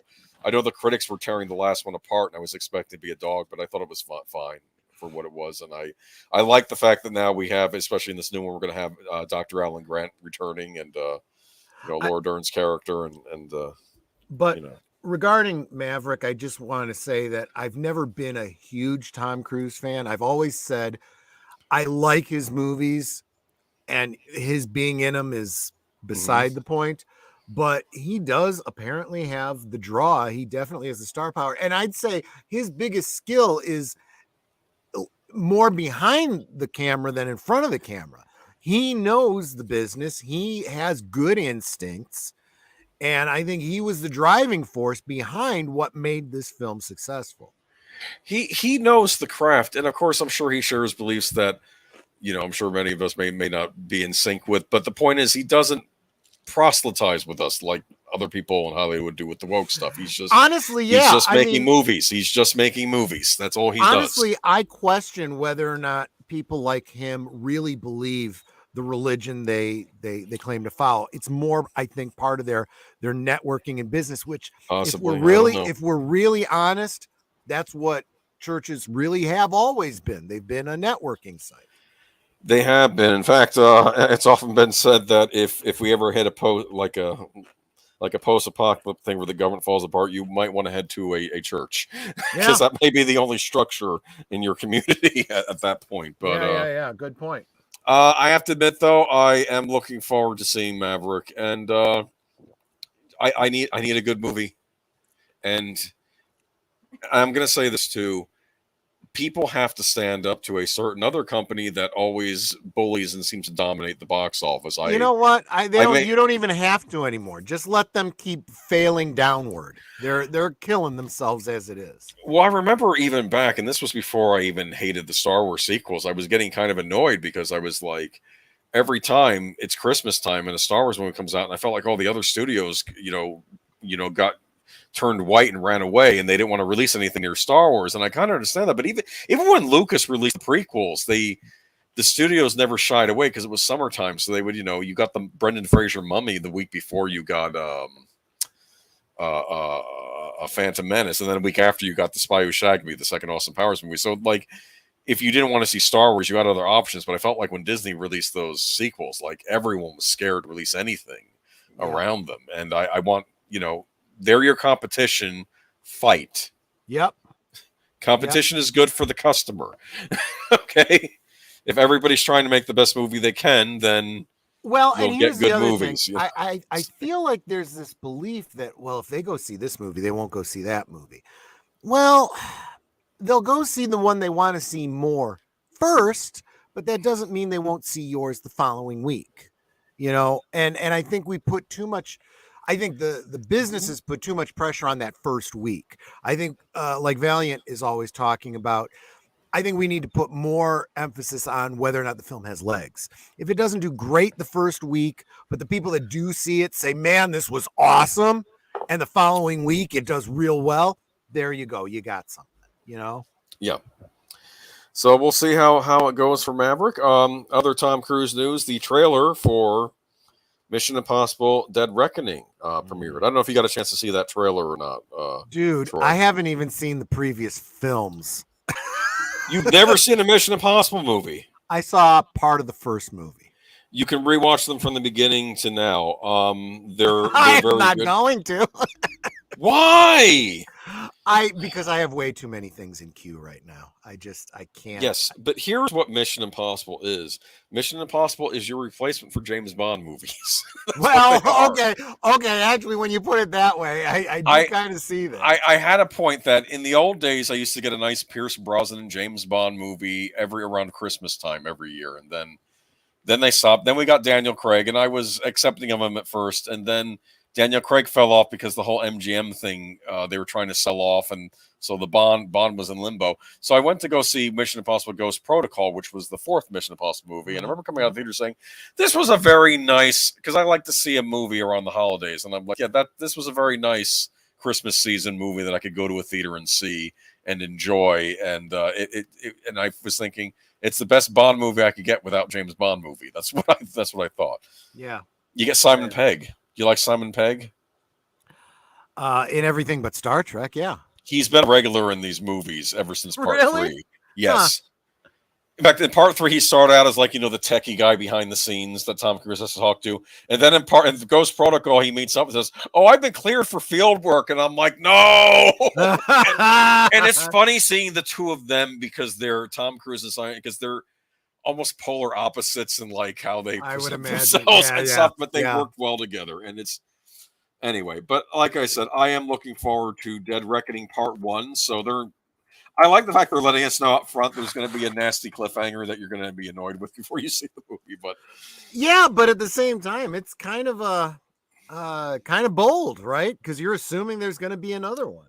I think the series has earned it. I've enjoyed, and to be fair, the other ones have conclusions, but even with the last two, you had the same villain in the last two, like the villain returned from the other one. The upside too is, and I'm sure they're doing this. If you're planning on doing a second one anyway, you're probably filming some of this stuff at the same time if it saves some of your budget. The good news is with Maverick doing so well, Paramount's probably very happy because I think they were getting annoyed, like he's spending over for the Mission Impossible Dead Reckoning. But let's keep it going. Tom Cruise is back to battle baddies as Ethan Hunt in Mission Impossible Dead Reckoning Part 1 on July 14th, 2023. And the teaser trailer for the 7th film in the franchise was released today, which new characters are joining our hero for his latest extremely difficult task, which old ones are back from previous adventures. And does it feature the sight of Tom Cruise running? Spoiler alert, it does. Yes. Okay. You can read our full breakdown in the trailer below. Directed by longtime Cruise collaborator Christopher McQuarrie, the shoot for the new Mission Impossible film took place in numerous locales, including the United Kingdom, Italy, and Abu Dhabi. Yeah, one thing about Mission Impossible is you get to go to various world locations. It's kind of like the James Bond movies. Kind of like the James Bond movies, except as the movies have gone on, there has been greater emphasis on his team. It's not just all about Ethan Hunt, even though he's the main guy. You also get to see his team helping him out. The opening moments of the trailer emphasize the globe-trotting nature of the movie as we see horses racing through a desert, a cart hurtling through a European street, and a bike being ridden through some beautiful, likely British countryside. We also see Ethan Hunt getting physical with some goons at the kind of a super cool nightclub that has never actually existed outside of movies. That's true. He went to a really cool nightclub in the last one that I think was in Paris, and it was like, I never see these things outside of movies. The first half of the trailer features the voice of none other than actor Henry Sersney, who played the character of Impossible Mission Force director Eugene Kittredge way back in Brian De Palma's original 1996 Impossible, and has now returned to seemingly dissuade Hunt from his impossible mission completing ways.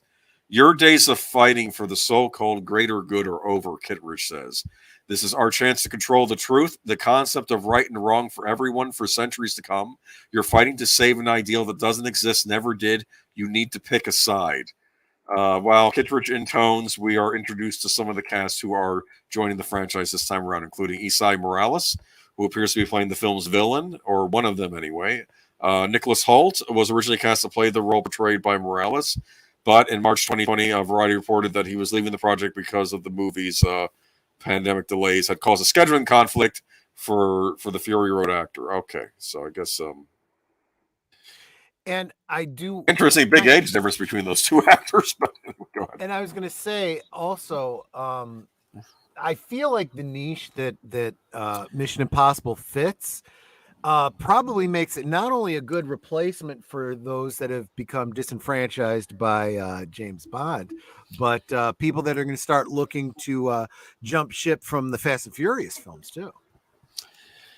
Oh no, because they cast somebody in that. There's a whole world of problems with this most recent film, so let's not get into that right now. Henry Cavill was great in the Mission Impossible movie. Yeah, the last one, he was the heavy, he was the villain, and he was, and not only that, but when he shows up, you know there's something wrong with him. You know, even though he's supposedly on Heathen, actually he comes from the CIA. And because the government's not trusting. He played the same role in the second Kingsman film, right? He plays a CIA agent, and it turns out that he's the bad guy. Spoilers. I don't remember. Was he in the second Kingsman film? I'm pretty sure he was the CIA cowboy type guy. No, you're thinking of what's his name? The dude who the Mandalorian actor. Oh, was that Yeah, that was him. What's his name? Yeah, you're right. Well, anybody who has a mustache. Someone in the chat. Anybody who has a mustache is evil. You know that. Anyway, it's his mustache, the evil mustache. Okay, so let's go on. Actually, I did want to make a point. The point Valiant Renegade made, I forgot to mention. There we go. Tom Cruise runs Skydance Productions, right? Skydance Studios. I didn't. And he was saying that they are the ones making. They're the ones putting in a lot of the money, but also making the profits off of these movies. Not so much Paramount. And I think sometimes we get angry at companies like Paramount. And I said, "Oh, I'm boycotting Paramount. I don't like what they did in Star Trek." But Star Trek is really modern Star Trek. That's done by a secret hideout. Yep. Paramount's the distributor now. Maybe Paramount should not be making deals with them, but that's the company making it. Skydance is a different company. A lot of these studios have different companies under them. Like Legendary was working with Warner Brothers for Dune and Kong versus Godzilla. Remember that? And it was so. It's interesting. It's still very, very complicated. But yeah, his films have been doing great, even if they're not ones I go out of my way for. Here's what it was. I had grown to respect Tom Cruise over the years, and I know some people I'll run into, they hate Tom Cruise. They will not see anything. Oh, I don't hate him. No, I know you don't. I'm saying people I've talked to, though. Yeah. But I made a point that whatever I think of him, he always tends to pick good movies to be in. He always is smart about picking what projects he works on. And then he did the Mummy movie. Yeah. Which, of course, surprise, surprise, had what's his name from Secret Hideout producing it, and I don't know what happened there, because I thought Tom Cruise would have known better. In fact, I actually, when people were doubting the trailers, I'm like, look, I think it might be good. It's got Cruise in it. He usually picks good projects, and then, oh boy. Look, I mean, everybody makes a bad call once in a while. That was a bad call on his part. I don't know what happened there, because I was even thinking, you could set it in modern times. That's okay. You can. You can have it be a female mummy because that's there have been mummy, Jewel of the Seven Absolutely. Stars, Jewel of the Seven Stars, and all that. I mean, you could. Absolutely. So nothing about that bothered me. In fact, I think they even made a point. Well, this is taking place in the same universe as the Brendan Fraser mummy, just in modern times. So I thought that was interesting And too. they just did they just did it's it terrible. terribly. It was not even. It wasn't even bad in an interesting way. Like sometimes you can have bad movies, but they're still plus kind of the marketing was terrible fun. too. All the good things about it did not come through in the marketing, so that's meaningless. It doesn't help them any. Nope. Haley Atwell's going to be in this new Mission Impossible. I like her. I do. No. I don't like her as Captain Britain, but I do like her in general. Yeah. So maybe she'll be a love interest for Cruise. I don't know. Rebecca Ferguson. She's coming back as MI6 agent Elsa Faust. She's been in the last couple. Simon Pegg's going to be in it. Bing Rames. Jeremy Renner, is he going to show up again? Might as well. Why not? Because he's been in some of the Mission Impossibles too. In fact, it was weird when Jeremy Renner showed up. I almost think, are they going to be passing the torch to him as the main guy? But no, he's just a regular that's been in the movies. But he's good too in the Mission. Let's face it, Tom Cruise is going to stay with it as long as he's physically able. And when he's no longer physically able, he'll be the guy behind the desk giving everyone their mission. That's where I thought they were eventually going to go with the Mission Impossible. That he would be like how the John Voight character in the first movie, the guy running the operations rather than the action. What he's gonna take off his face? You're gonna find out he's the bad guy or something? Actually, I don't want to spoil the beginning of Mission Impossible 2, but there's the beginning of Mission Impossible 2, you see Tom Cruise with the scientist who's invented the deadly virus as a means to. Oh, this is actually disturbing. I'm now thinking of recent events, but they created a deadly virus in a lab so they could figure out ways to cure other viruses, right? To come up, a man-made virus. Yeah, I've heard that theory somewhere. But anyway, that's so the not guy, how it works, but I've heard the theory. Yes, and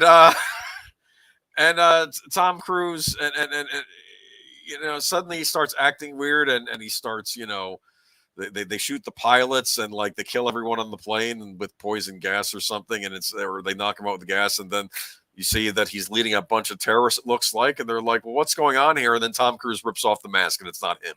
He's pretending to be Tom Cruise, you understand? Yeah. And then he takes the thing off of his neck that makes his voice different. Of course, that was done by John, who did Face Off, and I was getting Face Off flashbacks when I saw that. There you go. 90s blockbusters. Of course, they keep saying, it's weird how they say this is Tom Cruise's first $100 million opening, because he was usually the box office royalty.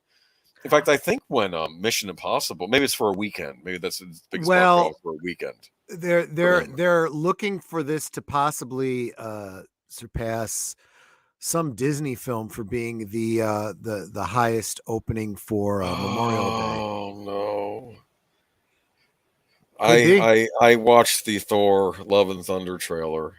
And when you look into the abyss, it looks back. Oh, fuck that! Well, I mean, when you consider how Doctor Strange did, I don't think Love and Thunder has any hope. I have no idea, because people so like Chris Hemsworth, they like that character. Here's what they. Well, but that's a problem for it, because if you like Chris Hemsworth and you look at his last outing as Hulk, you go, well, fuck this. I don't want Thor, the beer belly Thor. Yes. Yeah. One of the problems with Feige, I don't think he realized that Thor was many people's favorite Avenger. Like a lot of people, I've talked to people who say, yes, favorite Avenger, they would say Thor, and then just, I don't know. All right, so let's go to ESPN. There's a lot to unpack here, and just tell me to shut up, okay, when I'm done talking, all right, because I edited this down as much as I can. It goes on for a while, but there's a lot of good stuff in here, too. That's another problem. Yes, there is. I'm back up to the top again with Speed Racer. Yeah, sorry, I should have gotten the order of those notes a little bit better, but you're fine. I think we ended up going in a good logical order. Ultimately. It made sense at first. I know that we opted to blah blah. Abrams, I don't care. Here's what this Demi whatever it's going to be. It's going to have a great first season and maybe a great second season. It will drop off in season 3. That's usually what happens. That's usually what happens with a lot of HBO shows, except for Tokyo Vice. I'm sure that'll be good. Please renew it. Okay, ESPN.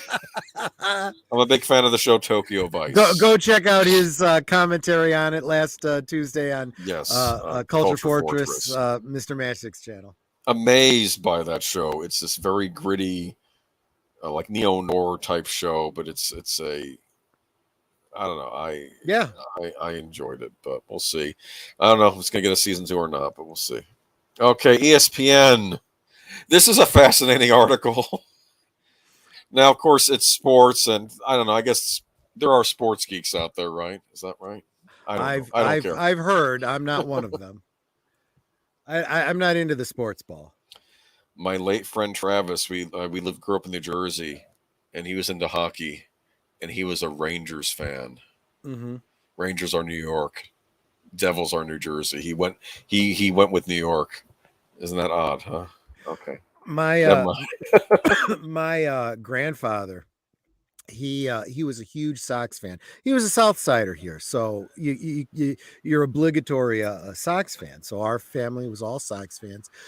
He moved out to Mansfield, Ohio, and his best friend, when he got there, turned out to be a Cubs fan. So they were just antagonistic back and forth. Sox, Yikes! Cubs, Sox, Cubs. In that good-natured way that friends can do. And I'll tell you what, when the Sox finally won their last World Series, it was after my grandfather had passed. I said, "Yep, that one's for you, Grandpa." But that's about the extent of my sports balledness. Gotcha. Yeah, I'm not that into it myself, but there are people, and they do buy subscriptions, or at least they used to. Well, they Last used to, year, yeah. Last year, ESPN lost 8 million cable and satellite subscribers, finishing 2021 with around 75 million total subscribers. That 8 million subscriber loss, an average of nearly 22,000 people a day, represented 10% of ESPN's overall subscriber base and accelerated a calamitous decline from over 100 million subscribers just over a decade ago. The loss of those 8 million subscribers will cost the network roughly $1 billion a year in recurring revenue across all ESPN network properties.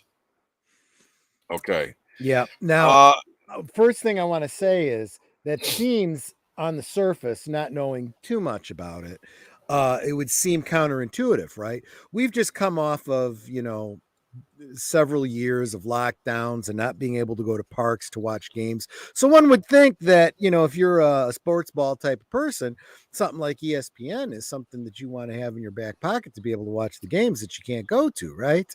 yeah. But I think there's a little bit more going on here than just those obvious, moving parts. Yeah. So I've cut this article up. So if I missed anything important, I do apologize. But it is long, and who knows if I'll finish it reading here. But here's what the author goes on to say. If anything, ESPN's future as a standalone cable entity is even more dire, even if most still haven't realized it yet. Why? Because streaming isn't going to save ESPN's business either, no matter how much bragging to the contrary the company executives attempt. Let me explain some basic math here and show you the problems that are destined to arise for ESPN in future years. First, let's start with ESPN's basic business. ESPN charges every ESPN subscriber around $10 a month in 2022 for cable and satellite subscriptions across all ESPN cable properties, with the lion's shares of that cost coming from ESPN itself. So I'm assuming that's like when you get your HBO or your Showtime added onto your cable or your Stars or something like that.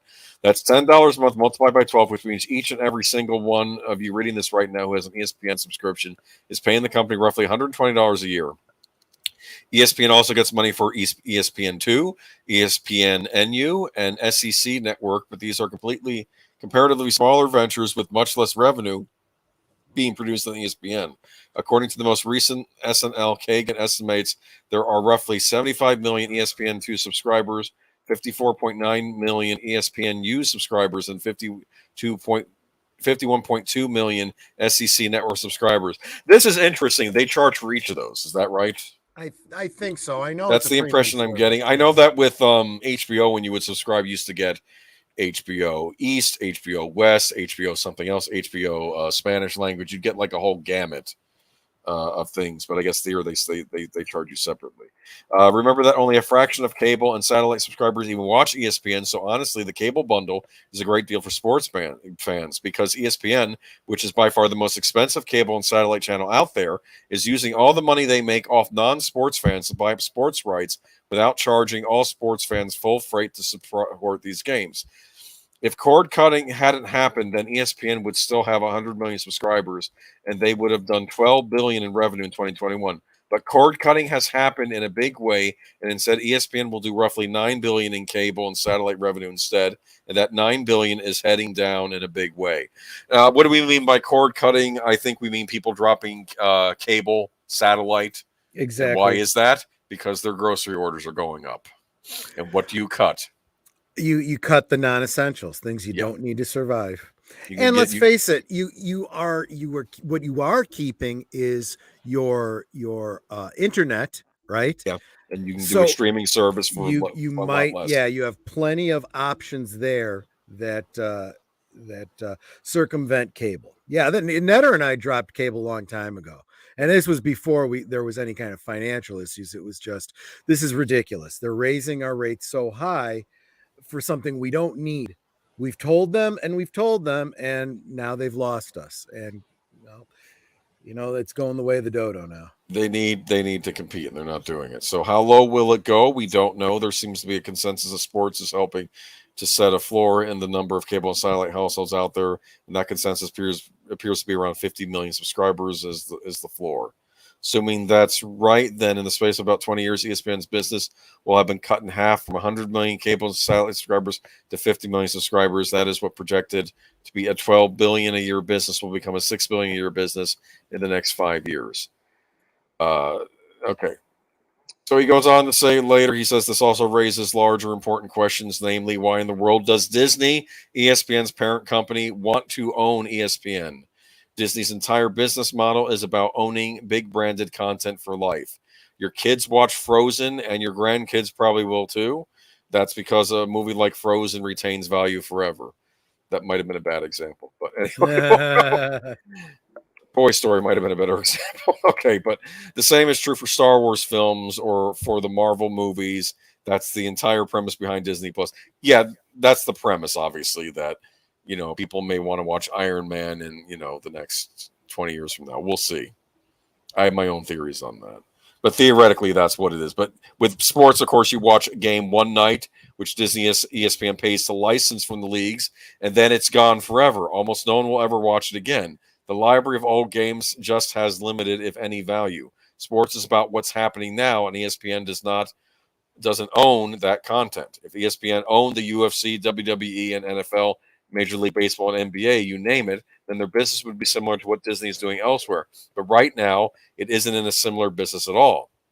Yeah, think about it. Disney owns Lucasfilm, they own Marvel, they own Pixar. But ESPN does not own these sports leagues. With almost all their other rights Disney owns with ESPN, they rent. So the biggest question is, why does Disney even want to own ESPN? The smartest play, honestly, would be to spin ESPN off as a standalone business, potentially to a sports gambling company. But given the drastic declines in sports gambling company values, Disney may have missed that window. What do you think? Yeah, I mean, I have no dog in this hunt, but what I will say is, and what I don't think this article brings up enough, is the fact that, yeah, they're getting into a lot of dollars and cents, and sure, but I think people have also forgotten the whole get woke, go broke element of ESPN. A lot of politics started seeping into their commentary, and some minor political scandals, people saying some things and then just getting tossed on the boot, and a lot of people going, you know what, tired of the politics in my sports, I'm done, and they started saying goodbye. It's been argued, what does sports sell? Sports in a way is selling patriotism. Yeah, and when you have when you have half the team taking the knee during the national anthem, that does not help sell patriotism. It absolutely does not. And I also wanted to make a point. It's funny, years back when the woke stuff, or at least came in gaming journalism and stuff, I kept saying they've hit games, they've hit comics, science fiction community, all sorts of things, the wokeness. But how will it affect sports? And I couldn't figure it out. I was saying, like, how will they come into sports? Because I know they want to get into sports, but how will they do it? And of course, now we know with the whole Kaepernick thing and everything else that spiraled out from there. So here we go. So what's the plan going forward then for Disney? First, I'm not sure there is much of one. I think ESPN knows they are in trouble in the cable and satellite space, and I think they are hoping to ride out a slow decline in their business and bleed out as much profitability as they can in the meantime. Second, to the extent there is a plan, it's mostly tied up in a totally outlandish idea that no one with a functional brain should believe, which is not surprisingly why so many sports media buy it. That's the that idea that ESPN will just transition from a cable and satellite network to a streaming service, ESPN Plus, and make money that way instead. Here's what Disney CEO Bob Chapek said last week about ESPN's plans on streaming. ESPN Plus will be the ultimate fan offering. It will appeal to super fans that really love sports, and I think there's nobody but ESPN who could frankly pull that off. We don't have a lot of specifics when it comes to structure, but we do believe that because sports is so powerful. In fact, in the last quarter, 46 of the 50 most viewed programs on linear TV were sports. Press for specifics, Chapek said. We're not ready to share the specifics of our models in terms of how it would take for us to reach profitability on that or the impact it would have on our linear business. Of course, he's not prepared to do this because none of the models work. ESPN's the Titanic, and Chapek is essentially rearranging the deck chairs. Why is streaming not a viable option for ESPN? First, ESPN's existing cable contracts don't allow them to move their top programming, the college football playoff, Monday Night Football, and the NBA playoffs, for instance, off cable and onto streaming. That is, you can only stream these big events by first having a cable and satellite subscription. How many of you reading this right now are frustrated by by how often you have to put in your cable subscriptions to stream sports?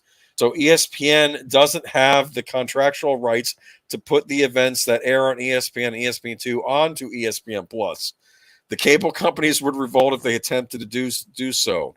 What would the revolt look like? They'd put ESPN in a premium pricing tier, and overnight tens of millions of subscribers would vanish. The result is ESPN Plus only airs programs that don't air on ESPN's cable and satellite properties. It's the appetizer, not the main course. So the first major problem is ESPN Plus can't carry all the programming that fans want to watch without first destroying the cable and satellite bundle. And even if they could, the second major issue here is ESPN makes far less off ESPN Plus subscriptions than they do off ESPN cable and satellite subscriptions. And I want to read these last two paragraphs, okay, and then we're done. Mm-hmm. Yeah. Streaming, in other words, was supposed to be the life raft that saved the cable and satellite businesses. The idea was that just as companies like ESPN were about to go underwater, ESPN would step from cable to streaming, which would be a new reliable boat. The business would be fine. But increasingly, it's looking like there are two sinking boats instead of one. Both cable and streaming are taking on water, and all you're doing as you attempt to step from one boat to the other is changing your view as you go down. Yikes. Mm-hmm. I don't know. It doesn't seem like there's a profit. It seems like the profits of this is going to keep going down and down and down. What do you think? Yeah, I keep going back to the get woke, go broke thing. I think that's a huge element here. And I think how I know people get upset about this, but Chapek is not doing the job he needs to be doing, whether that's because he's being restrained by somebody else or whatever the case is. That's where the blame is going to fall. So it feels like Disney is too big and they have too many. They have too many pots and the pots are boiling over and they can't get. I don't know. That's a problem that's going to solve itself because they're going to start shrinking from here on. Let's see. And yeah, just there's the link to the article. You want to read the whole thing. Let me credit the author on this. I feel kind of bad. I read a lot of their okay, come on. I don't know though. That was some rather harsh comments on streaming though. And I don't know if it's just the case with CNN, but I'm wondering if that also applies to anything. Clay Travis wrote that, so good on him. There you go. Very detailed article. Disney wanted to get involved in sports at some point. I don't know why. That was a big thing for them getting ESPN, right? Yep. And I don't know if they actually thought it through when they made the purchase, because was that before streaming became a thing? Well, if you that I don't know. But what I will say is it doesn't it does make a certain amount of sense for Disney because you got to think beyond what their entertainment package is. You got to think about what their vacation thing is like, right?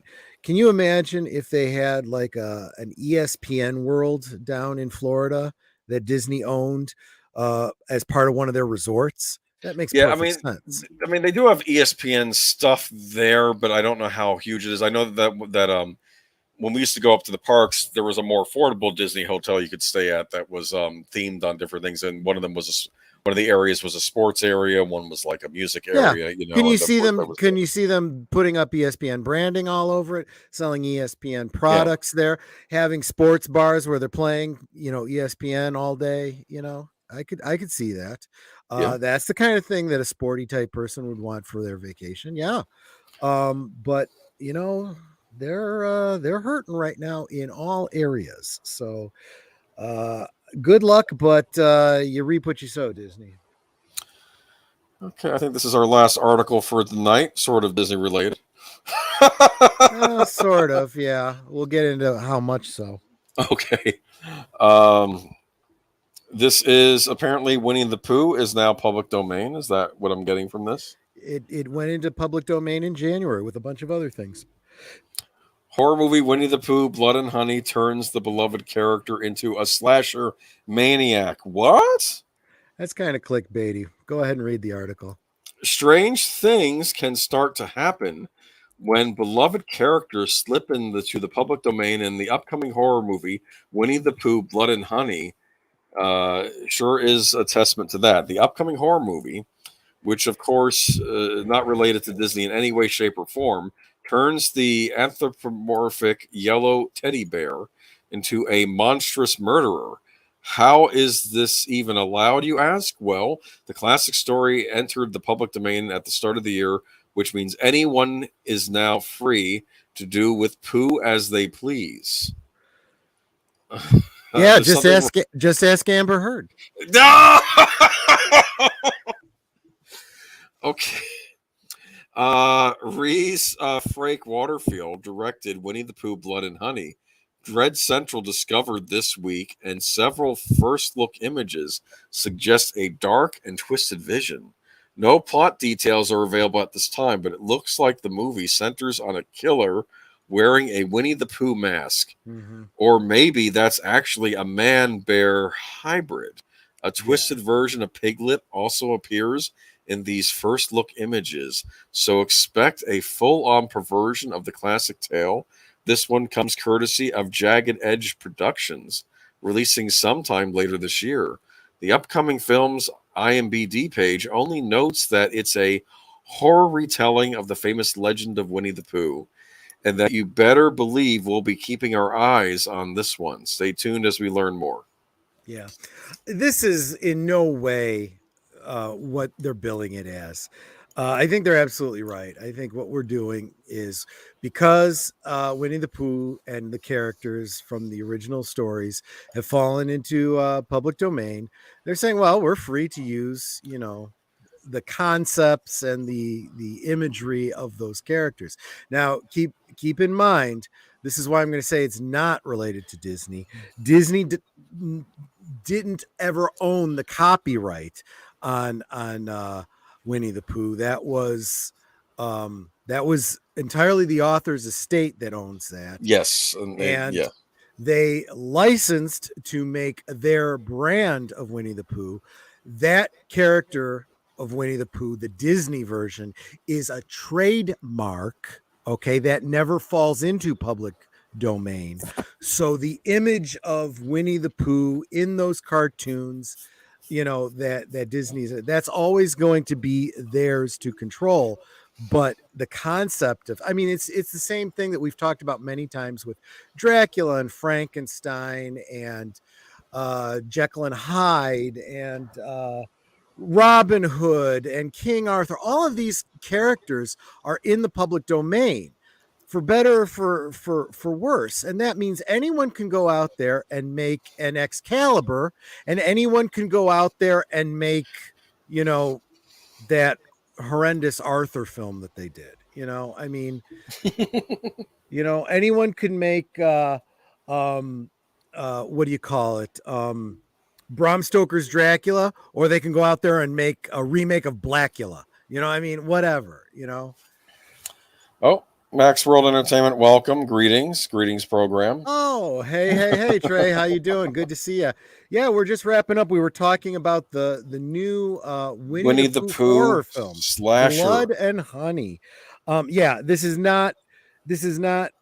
Disney probably isn't too happy about it. It certainly does sort of besmirch the name of the franchise, but it's not theirs to control. It is. We're going to tell you how it starts.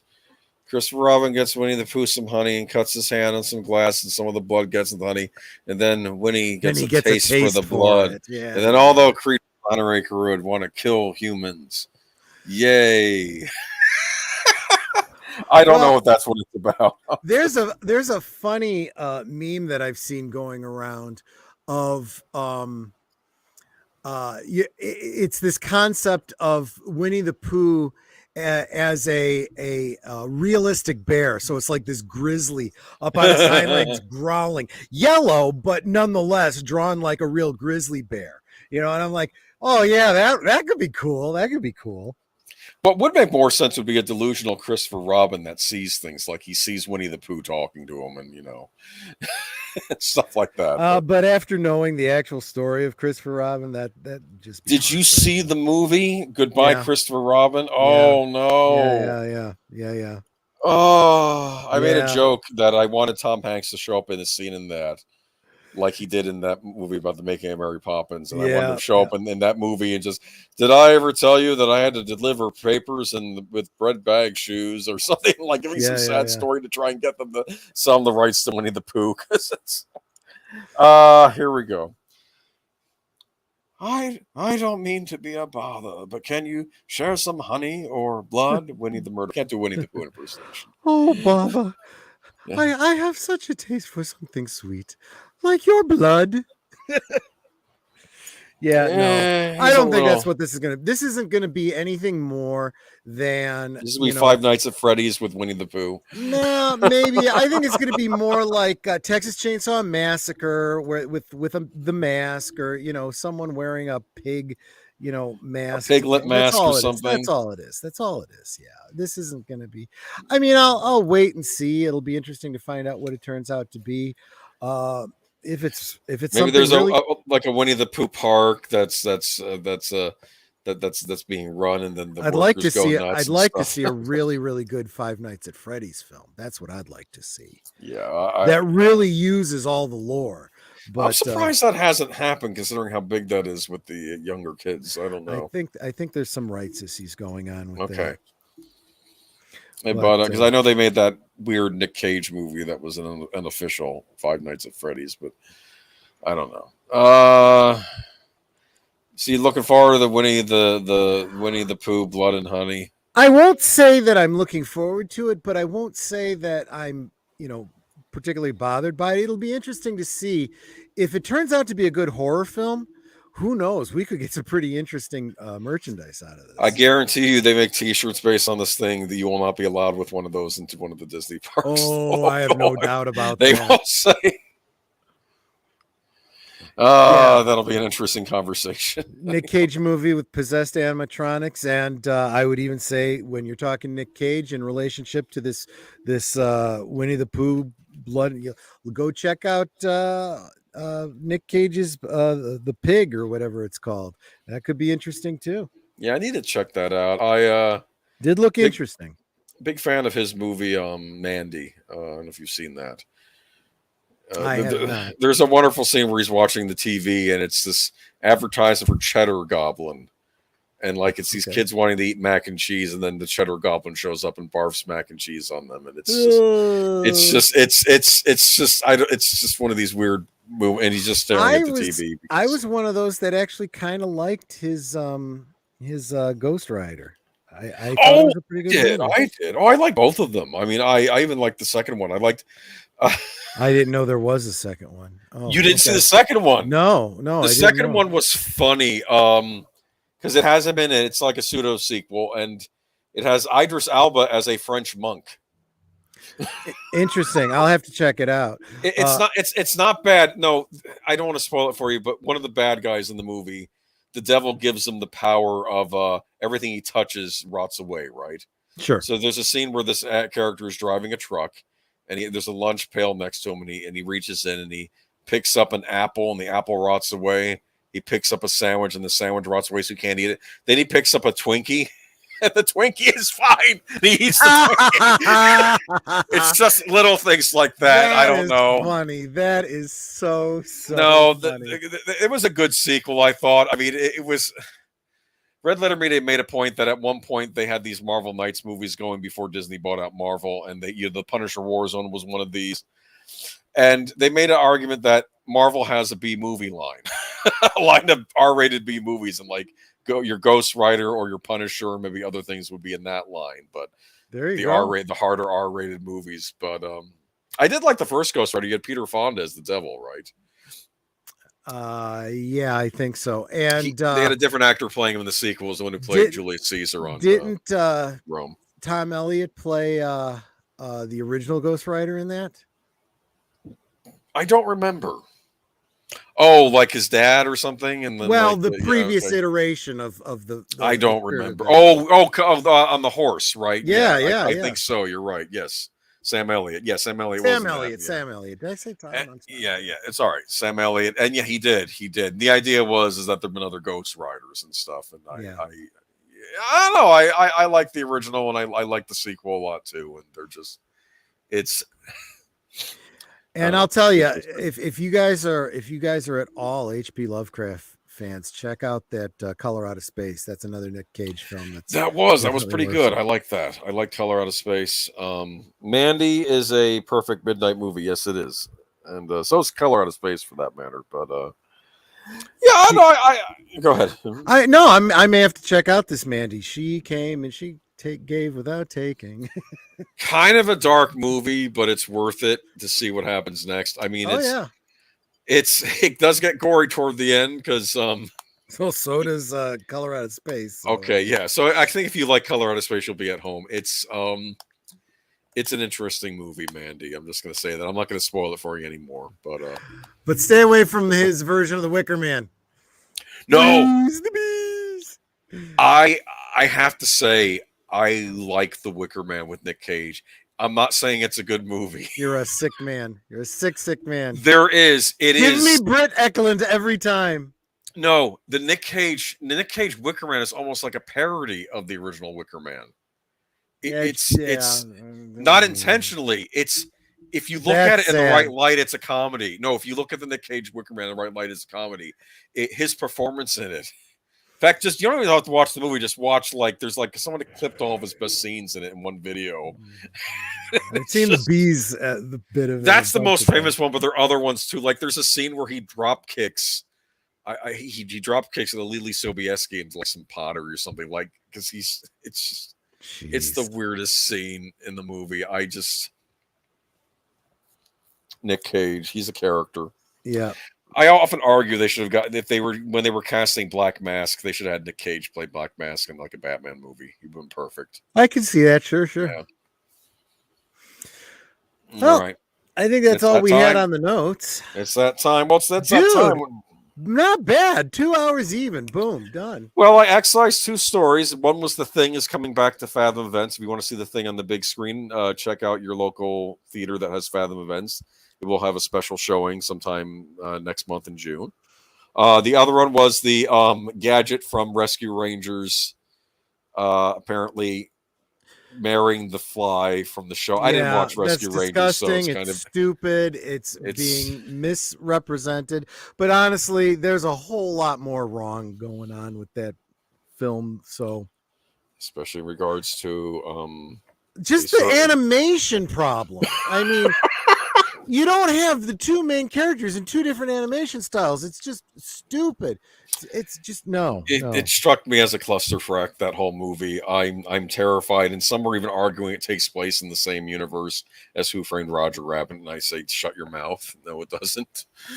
Of course, Disney owns that movie, don't they? But Yeah, anyway. and they've bastardized it already too. Just check out the exhibits at the parks.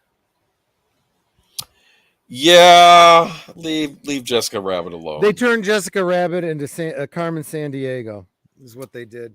Yeah, I didn't get I guess some formative young men had a thing for Gadget on Rescue Rangers. I didn't really watch the show. So. It's not even really about that. It's like she was a great character, regardless of how she's. They drawn. just respected her. Okay, right. Yeah, right, yeah, okay. And I mean, anybody who's a considers themselves to be a feminist should be all behind that. To do what they did with her like that. And it's true. We're not talking about 40-year-old guys that are into furries. We're talking about preteens. Okay, yeah. Who watch these shows, the demographic that it was written for. Okay, so get over it, people. It's too much projection. Okay, the ones that are calling people sick are usually the sick ones. True enough. Anyway, but yeah, that's why we do. And you know what? We still covered them. We got them in a minute apiece, and it was done. So there we go. Well, we were going to use the whole Gadget thing for your Friday night talk, but then you're going to do. I'm kidding. You're going to do a tribute to Ray Liotta. I'm just kidding.